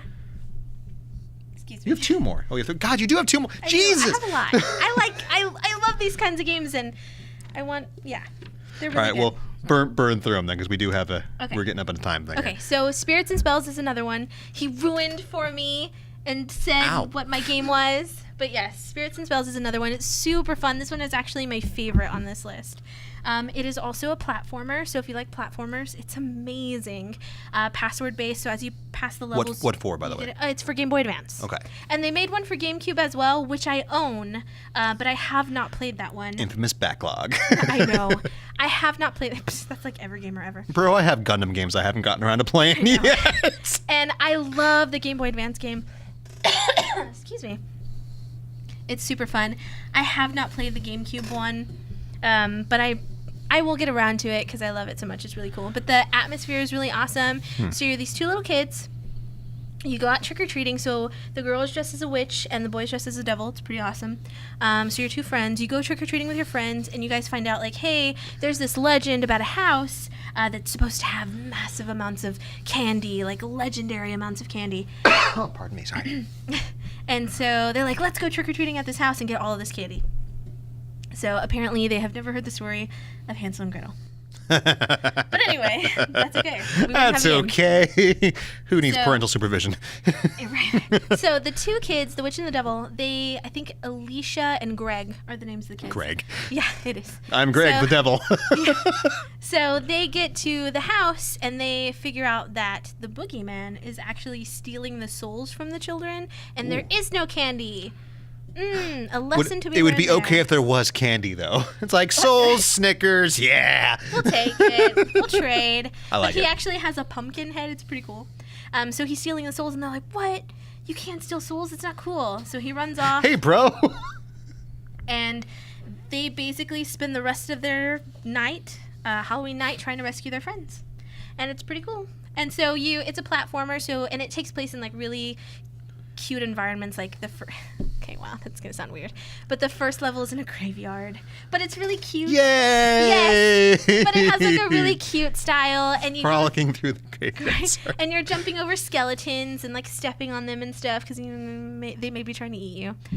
They do hurt you. And you're collecting candy and kind of like platformer puzzly. It's really fun. If you can find that one, it's fun. It's worth playing, and it has that kind of kiddish, cutesy. I'm sorry, no, it's just like, come on, kids, let's go desecrate people's final resting places. Yay! Bring the kids and the But candy. it's really cute. And it's I know, really fun. I know. It's just, you drew attention to it, so I'm just like, I know. wow. But if you really like that vibe, and it kind of gives you that little kiddish Halloween-y vibe, when you're trick-or-treating because you collect candy, it's super cute. What's the Gloom Cookie score? Don't. With restraint. Gloom Cookie power level over 9,000. The other one was 9,000 also. Yeah, but they're all, because they're on my list and they're awesome, so I love these. That's very vague for They're a scoring system. all over level 9,000, I think. So what's the point of the score then if they're all the same score? Play them all. That's the point. Play them all. They're really good. You make a point. A good point, actually. Okay, cool. Awesome. But yeah, super fun. I think it kind of reminds me, honorable mention of this game called Costume Quest. Oh, the Double Fine thing, right? Yeah, that one's really cute. I love that one too, where your sister gets kidnapped by these real goblins that people think are people in masks, and you trick or treat and go around and you change costumes and get different powers. And you're in a giant robot And you costume. try to save her, and you do get into a giant robot costume, which turns into a real giant robot when you're battling. So it's super fun. That one's definitely worth a play too if you ever play that. Fantabulous. Yes. All right, well, I'll knock mine out then real quick. Okay. Okay, so the last thing on my list before Britt stole the rest of them was King of the Monsters. Any of them.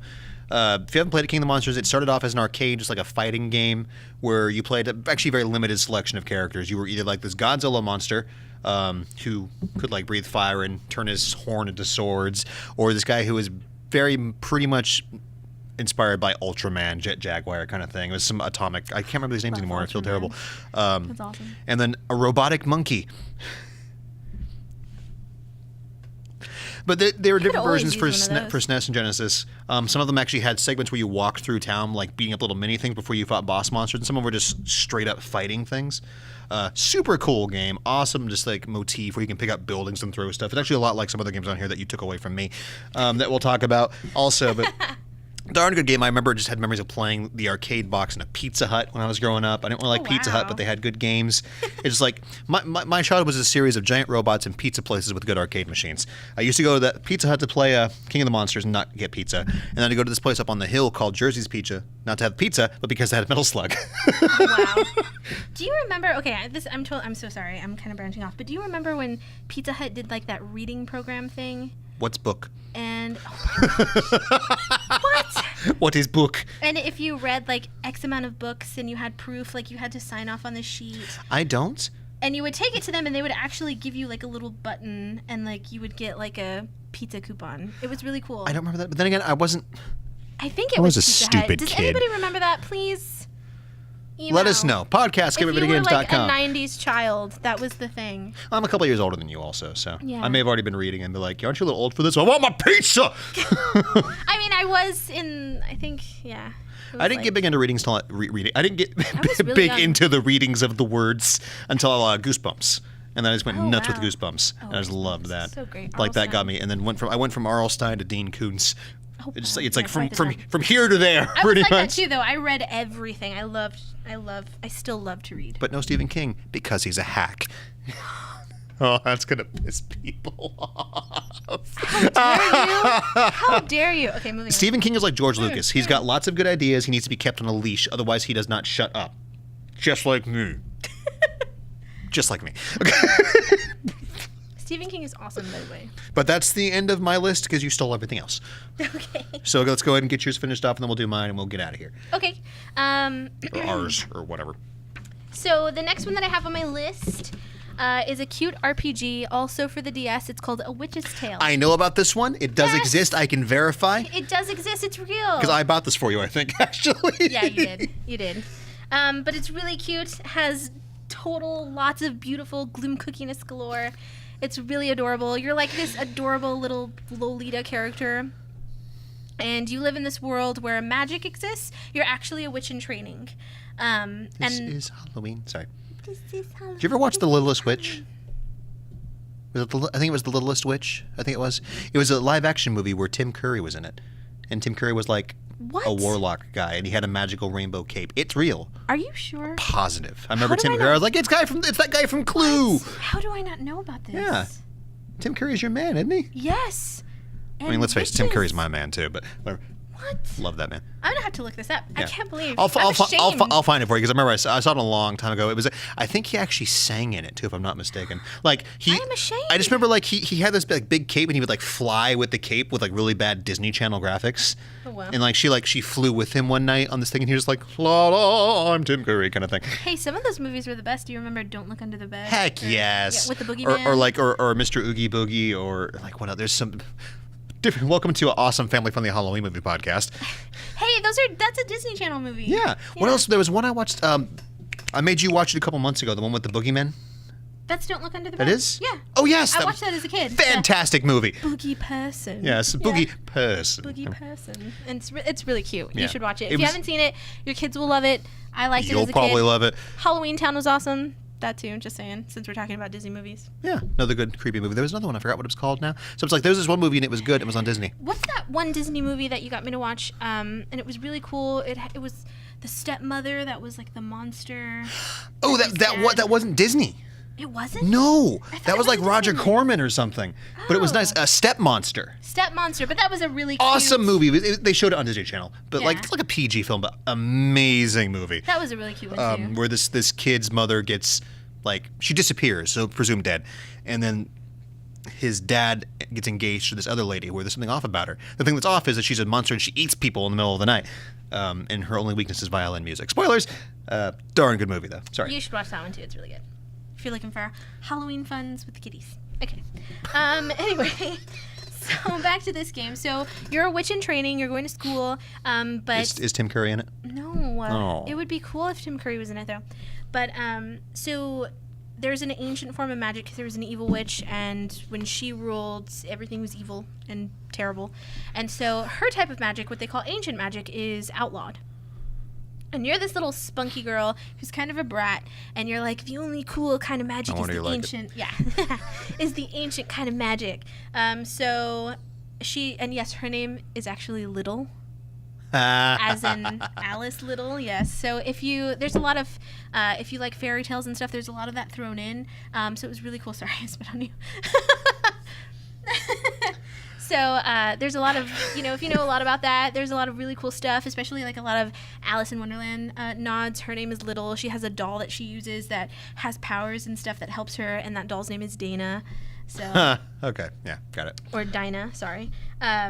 Yeah, so it's really cool. They have like a level that's very reminiscent of Little Mermaid, another one that's very reminiscent of Wizard of Oz, because you visit these different worlds. So what happens is you decide that you're going to go to this castle where this witch was imprisoned, and you're going to try to find this book that's going to teach you ancient magic, because you think that that's the bee's knees.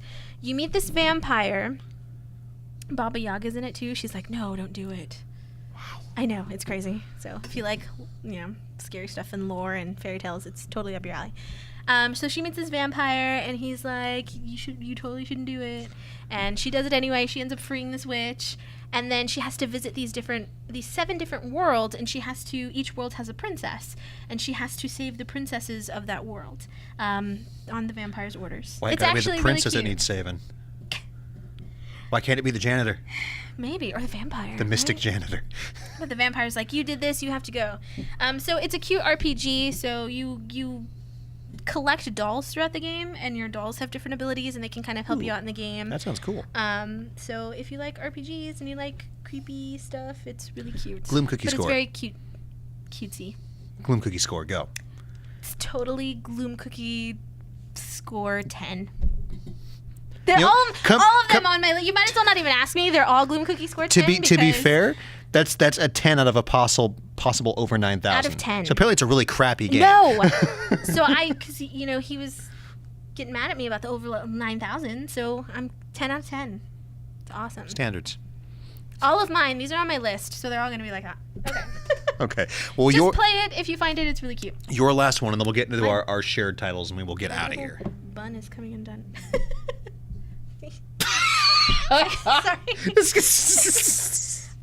So the last one that I have on my list is really. Would you say you're coming undone? I'm coming undone. Just kidding. You're welcome, Corey. Now I see it. It's like jiggling whenever you turn your head. It's getting loose. It's okay. So the last game that I have on my list is another DS game. And Pattern. This one is actually, I know for a fact, is really hard to find. This one's expensive, yeah. And it's super, super cool. If you are totally that 80s kid, even early 90s kid, like I was, loved monsters and horror and the Monster Squad. You were like a kid, loved comic books about monsters and, Tales from the Crypt and stuff like that. So anyway, of course, that time period was very much known for role-playing games like D&D. D&D. Yes, D&D is a must. So this one plays a lot like that. It's in a first-person perspective, traditional RPG elements. You have like random encounters. You find equipment. There's an alignment system, which is really funny. I'm chaotic neutral, in case anybody's wondering. In case anyone was surprised by that. Totally a halfling. That's me. In case you're wondering, you want to play D&D? Let's go. Or anything? Let's go. Changeling? I'm down. Anyway. Vampire, Masquerade, I'm down. Okay, anyway. So it's kind of like there's a that. Robotech tabletop role-playing game we could play. Not that. But, no, I'm kidding. You could be like a small person who rides a mech if you want. Halfling. We'll just call you Grimsby. Chaotic neutral. There you I'm a go. robot. Okay, that's fine. Anyway, so the plot involves this. You're trying to find this archmage, this evil archmage.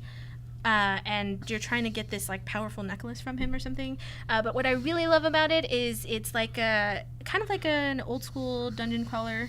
Like first person where you like go through like one clip at a time kind of thing. Yes, it has like you can play it.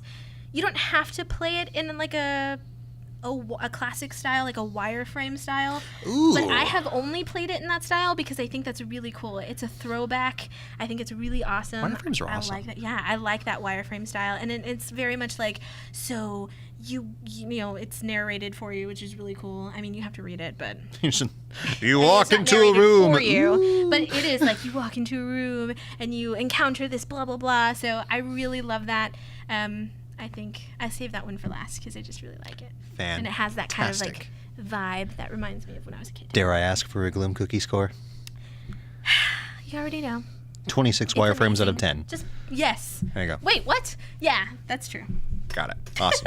Okay, so but there's that one, sorry, No, it's that okay. one is really hard to find. I know that it one is a pretty little pricey also for a expensive. DS game, yeah. But if you can get your hands on it, it's definitely worth playing. Fantastic It's worth title. paying for. I remember I have that also. It's a good game. Yeah, it's cool. Very old school. Yes. All right, so there's a couple games on here that we both happen to mark on our list, so we decided to have it as a group thing. So let's start off. We'll go in order of what I think was best. So first off, Monster Madness.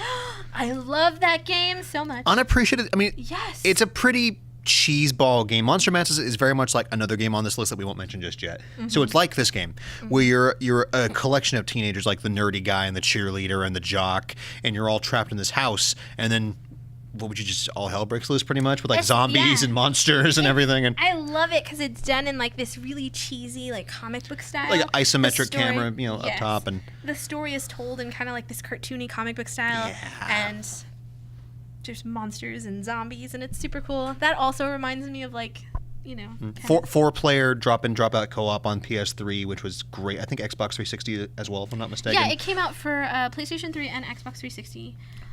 You can find it for cool. stupid cheap now Yes. also, but another one of those great, couch co-op games where it's not fantastic, but it's a good bit of fun. love it. Where you go through and you pick up, you can upgrade your weapons or get different weapons. Like you start off with like, I think it was like a mailbox or a baseball bat, and like nail guns as a projectile weapon and stuff. Yes. And you can get lots of different weapons, and there's a big variety to the bosses and the levels. Like you go through a mall and, like a junkyard, and you get robots. Remember the level with the robots? Yeah.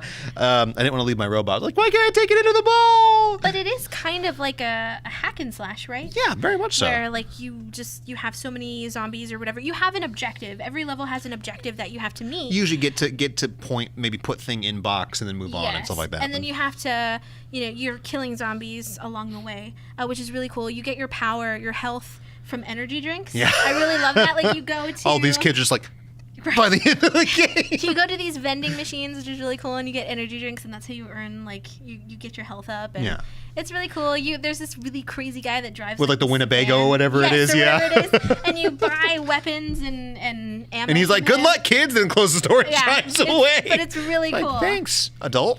It has a very old school style feel to it. I don't know if you remember, but when that game, it's so underappreciated, but when that game came out, we got it and we were playing it, and we had like this hangout night where we were hanging out with like people and stuff, and I think we stayed up until like 6 in the morning. It was like dawn whenever we went home. Like 6 in the morning playing that game. We just realized like I've got to go to work in an hour and a half. It was super fun. It's very addicting, totally a party game. We played until one of the PS3 controllers broke. Do you remember that? Oh, yes. Marquis controller broke. I was like, crap, we better stop. Well, it's okay. What time is it? Oh my God. Yeah.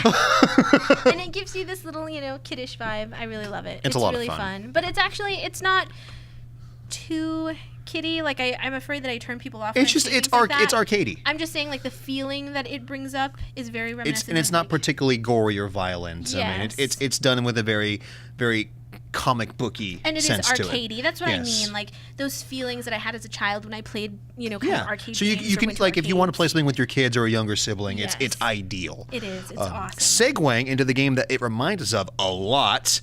One of just the best games ever made, and that's Zombies Ate My Neighbors. Yes. It is very much a spiritual successor to that. Very much so, yes. Zombies Ate My Neighbors, if you haven't played it, you need to. It's on Super Nintendo and Sega Genesis. I just love the poster. Oh, yeah. It's so awesome. And the wacky colors. That's what I'm talking about when I mean, like, that's my childhood. Yeah, dude. Like, those wacky colors. I love it. Exact same story. You're two kids in a neighborhood and then the zombie apocalypse happens. And you're either this, like, older girl with the red hat or this little kid with spiky hair and 3D glasses. And you go, it's another top down where you go through, and the mission actually is to go and save the neighbors. So you save them, then this door opens up. But, there's zombies. There's, like, Jason guys with chainsaws. There's evil dolls. And like there's throw stuff at you. levels. There's so many levels. But you feel proud of yourself when you finish one. Because it gets crazy hard, but like hilarious weapons where you start off with a water gun that for some reason kills zombies. Then you can throw cokes that explode like grenades, and then randomly a bazooka, and then like tomatoes and plates, and then the freaking bazooka and like a lawnmower. But super good game. Just wacky fun. 2 players. Incredibly challenging, super long. You fight a giant freaking baby. Okay. That is weird. It's just awesome game. Definitely a must play, especially just when you're in like the Halloween mood. That I think it doesn't get much better than that. I agree. For like a good monster, fun, party-ish game. That's it right there, man. Yeah. Great music. And that one is actually not too difficult to find, right? I know Monster Madness is not too hard to find. That one came out for the SNES and the Genesis? Yeah. Should we say? It shows up and it disappears. Yeah, I can. It's not super expensive, but it's just. But I mean, check. You will find it if you're persistent. Like I got my nice Genesis copy because the Genesis version is better. Don't care what any of you say. I think the music works because Genesis had much more of a tinny metallic sound to it. So the old school like kind of like creepy, that wibbly wobbly. It sounds so much better. Like it was a theremin, I think is what it is. The thing where you have a pole and you're like. Yeah. It sounds like it's that kind of music, and it works through the Genesis a bit better. But whatever, that's just my opinion. Fantabulous game. Anything else on Zombies Ate My Neighbors? Yes, awesome. Don't play Ghoul Patrol because it sucks. Play it because it's really cool. I'm sure you have played it, but yes. Really play it more. Play it more. It's awesome, especially this Halloween with kitties. Yeah. I got petting zoo for the kids. Come on down. We play with the zombies. And the last game on our list, because it's a collection of games. It's a franchise. Godzilla. I mean, we talked about Godzilla already, but so starting, I think, on the NES, which I didn't care for nearly as much, Godzilla for the NES, but the really good ones were the ones for PS2 and Xbox and Wii. Destroy all monsters, save the Earth. All these awesome songs. If you ever want to have a great time, watch Godzilla versus the Smog Monster. The English dub, of course, because that's half the fun for Godzilla movies, is that people talk, like this and everything. But there's an amazing, because it was right about that time where Japan was getting very environmentally conscious. So it was a movie about Godzilla finding a big pile of like toxic waste. Fantastic movie. It was what I like to call the googly eye Godzilla period, where he had these big he had like these cookie monster eyes, like ah! And baby Godzilla's so precious. Because Godzilla started off being this like nuclear nightmare haunting Japan. And he was clearly the bad guy, just like in Shin Godzilla again. He was clearly a villain in naughtiness. But there was a point there during the Googly Eye Godzilla series where they made him a lot more like cute to look at, and he was like the savior of Tokyo there, where he would like kill other monsters. He might blow up some buildings along the way, but he was like more of a nice guy thing. I kind of feel like he was like, no, this is my city to crush. Be gone. Very selfish Godzilla. I mean, they made him, especially in like versus the Smog Monster. He was just so nice, and he was like, "Whoa," like there's a gif somewhere of Godzilla doing a happy dance where he's just like. That's precious. Like jumping in. Yeah. That's so cute. So good. But the opening of that song is this song called it's Save the Earth is the English version. It's got some, it's a real good song. Save the Earth. Yeah, but it's awesome. The games themselves are kind of like spiritual successors to King of the Monsters, where you can pick, any number of the awesome Godzilla creatures over the years. So Godzilla, and you should pick Mothra. I'm no, just saying. We'll get to Mothra in a minute. The various versions of Mechagodzilla or Hedorah or Megalon or King Ghidorah or any of the other countless ones I'm sure I'm forgetting. Mogira, Space Godzilla. You get the point. Orga, whatever. Moving on. I like Godzilla films, guys. And you just go nuts, and it's just it's mostly just a fighting game, wouldn't you say? Mm-hmm. Yeah. But you're either in cities or on Monster Island or in space in some levels, and the environments are very, I don't want to say customizable, but you interact, you can throw buildings and stuff blows up. And those levels kind of remind me of the designs remind me of the ones in Gundam versus Zeta Gundam. Am I far from that? No, with the destructible buildings yeah, in they do, right? the was it Tokyo City or Hong Kong? Yeah. Hong Kong City. Yeah, those ones where you could blow up all the buildings. And, yeah, very much like that. But you were much larger. It's kind of that you could style. chuck the buildings, and there's power ups and everything.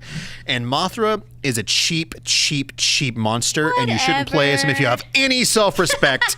And let me explain to you why. First of all, Mothra is the cutest, so you should totally. He's play a as that. maggot. He is a moth. He's a little worm thing with a really weird piggy face. He's a moth, and he has wings, and he's Not in his cute. first form, in larval Mothra form. He's like. We're not talking about that. We're talking about when he flies around and he like attacks you. It's like, it's really great. Let me explain to you why Britt likes Mothra. Britt likes cheap characters that make it is easy for not her to true. win with That's her like- lack of Bang on this table standards. so it hurts your ears. It's not going to hurt mine. It's just going to hurt Not theirs. Leave them alone. true. So the reason why Mothra is such an OP, cheesy character is all of his abilities are about restricting your movements and stunning you. So stun lock is already just stupid.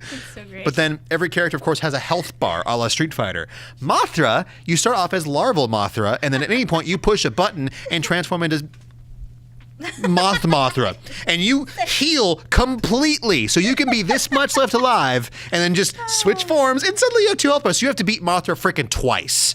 But see, here's the deal. Like, you have to, No, use that well. there is if you no don't use that well, excuse then you're for gonna that. Die, and it's just. Yeah, it's wait and till he's health- not as powerful as other characters. Except that he can freeze you and fly.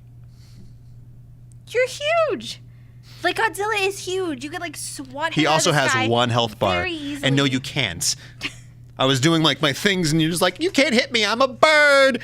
Good character. Don't play Mothra. Cute Play the character. game. You should Don't play Mothra. Just put a piece of tape over the screen where Mothra is, and be like, no. Mothra's everybody's favorite. I'm just saying. So by everybody, you mean you, and not a bunch of other people.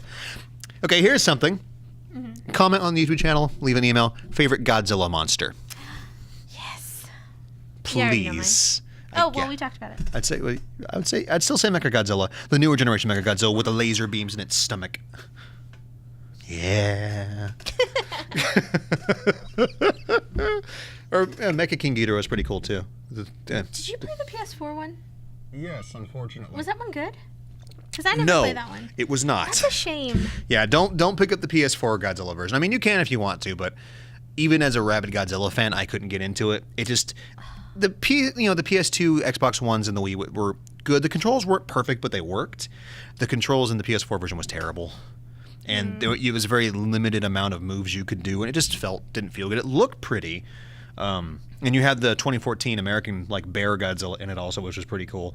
I just didn't care for it as much. It didn't feel good. And then the multiplayer was severely limited, while the other games were designed around multiplayer. And it felt almost too serious. Like once you take Godzilla too seriously, unless you're Shin Godzilla, which worked somehow. Ooh, Shin Godzilla is awesome. But I think Godzilla really started out, people don't take him as seriously as a character because of the time period that it came out in. It looks a little cheesy, but he was actually quite a depressing character. No, the first Godzilla movie was terrible. Absolutely. Not like bad terrible, but like that was rough. It was very depressing. And it was very much a reflection of the times that Japan was going through at that time. Yeah. And so I feel like Godzilla is a serious character. You know what I mean? He's become, at least to me, he's become a whole lot of camp. I mean, guy in a rubber suit with a zipper, fighting a giant moth. Yeah, I mean, yes. But I feel like a lot of people, I think he gained that campiness because of the time period that it came out in. And it couldn't, like, that was the best they could do. And at that time, it was like, wow, that was, people were like, wow, Godzilla. I definitely think scary. Shin Godzilla, Hideaki Anno really managed to make Shin Godzilla like one creepy as heck. Oh my God, with like the half-formed teeth? flesh and the little bobbly eyes in there and love everything, it. and just It's awesome. creepy, and somehow still managed to be a guy in a rubber suit most of the time, which I just thought was hilarious. Super cool. It's But- so Ava. Yeah, It you is could definitely so tell it was Ava. Ava, man. I was like, But dude. it's super great. Yeah, he did a really good job with that. So good games. Play them. They're fun. There's Super Godzilla for the Super Nintendo, which was a weird kind of strategy puzzle-based game. It was okay. The good ones are PS2, Xbox, and Wii versions, though. If you can find those, they're fantastic. Super easy to pick up. A lot of fun to play with people of any age. And I think it's very like in the season where it's, giant monsters are kind of like fall into that Halloween branch, I think. Yes. It's awesome. And as an honorable mention, talking about giant monsters, I wanted to once again recommend Robot Alchemic Drive. I said it right this time. Go, Matt. Some of the coolest controls I've ever had for a console game ever, where you play as one of several humans. Also the worst voice acting I've ever heard in a game as well. Like, wow. But you play as someone who controls one of three giant robots. From the perspective of the person on the ground with the controls. You actually have to follow your robot and get into a good position and then control the robot with the controller. So the arms you do with the C sticks, you actually have to like make the motions for the punches, and you can control the legs with the shoulder buttons and everything. Super awesome game. Really cool. And you fight giant monsters, so it kind of works. But and you've never got heard like of that. rocket punches and everything. You've played it with me before. What? Yes.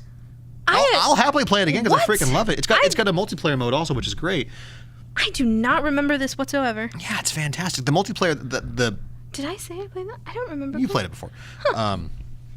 Like the multiplayer, the cheap way to win is because you have to be able to see your robot. So you're not always in the best position to do so. So what you do is, at least me, because I always play the robot with the rocket punches and the drills, because hello.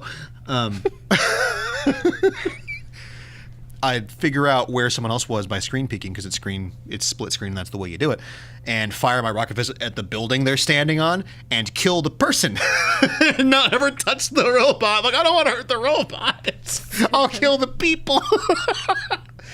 But that game's not easy to find, but super cool game. Atrocious, unskippable cutscenes. Oh, wow. Which almost lends itself to the Godzilla-ish charm, I gotta say. It's terrible, but it's so bad it's funny. Because I mean, there's like bad, like I'm trying to think of what else. Like maybe like Castle Shikigami had slightly worse voice acting, and definitely worse translations. You want to laugh? Just look up the cutscenes for Castle Shikigami, man. Oh my god! But that's fun, like all your base belong to us. Like that's great. Pretty much, it's that bad, but with horrible voice acting, and it's not like it was like original voice acting like Resident Evil when we were just getting into putting voice acting in games. Like they kind of get a pass. This was PS2 era. And it was like find someone. It's kind of like on the Mega Man episode where we were talking about the whole Dr. Wily thing from Mega Man 8.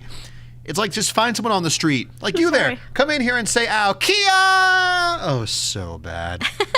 So good though. Hey, they got to work with the budget they have. I They suppose. do, which was probably nothing. It's like, who wants tacos? You want taco? Cool. Come in and do some voice lines for us. But that, I believe, is it. Yes. I'm sorry if I exploded your ears during this podcast. Gloom cookie. By screaming Still- into the microphone. Thank you for dealing with my wackiness. That's gonna be really fun to edit. Super fun. Yeah. It's I'm like sorry for you. Spike. blew up. Yes. The mic's been broken for like half the show now. I know. You can't hear me. I'm just like, But thank you very much for watching and or listening. Yes. As always, if you have comments, favorite monsters, recommendations for the next show, ooh, yes. good robot animes to watch that I haven't seen, which there are a few out there, I'm sure, let us know. We're always happy to hear from you guys. I'm always happy to get back to y'all. And I legitimately want to know, like, the things that we ask, like, if you have any monster favorites or games stuff that we missed. haven't mentioned, or games that you want me to play, because I'm always looking for something new that has, like, monsters and stuff, or whatever, like, yeah. Let us know. We're happy Please. to hear from it. Have ideas for the next show you want to talk about? Let us know. We'll do that too. I'm doing the next show about robots, and you can't stop me. I've held off for almost 2 years, bro. This next show is going to be my show. As long as I get a Lord of the Rings show in the future sometime, I'm happy. People are going to tune in. I'm just going to be, the show's going to start with me like chained to the chair. It's like, this is for your own protection. And just move the mic away if I don't shut up. my God. That's what you're probably going to have to do, because I'll just be sitting there just like, so let me tell you all about Super Robot I'm gonna Wars and every single robot. turn it off without him knowing. And then just going to sit there and smile and nod and put a hold up a sign. He doesn't shut up, does he? So look forward to that, because it's coming. It'll be fun. But we are going to go ahead and get out of here. As always, I am Matt, at least still today. This is Brittany. Say hi, Yay. Brittany. Hi, Brittany. Bye, Brittany. Bye, Brittany. We'll see you next time on Game Overcast. Bye-bye, everybody.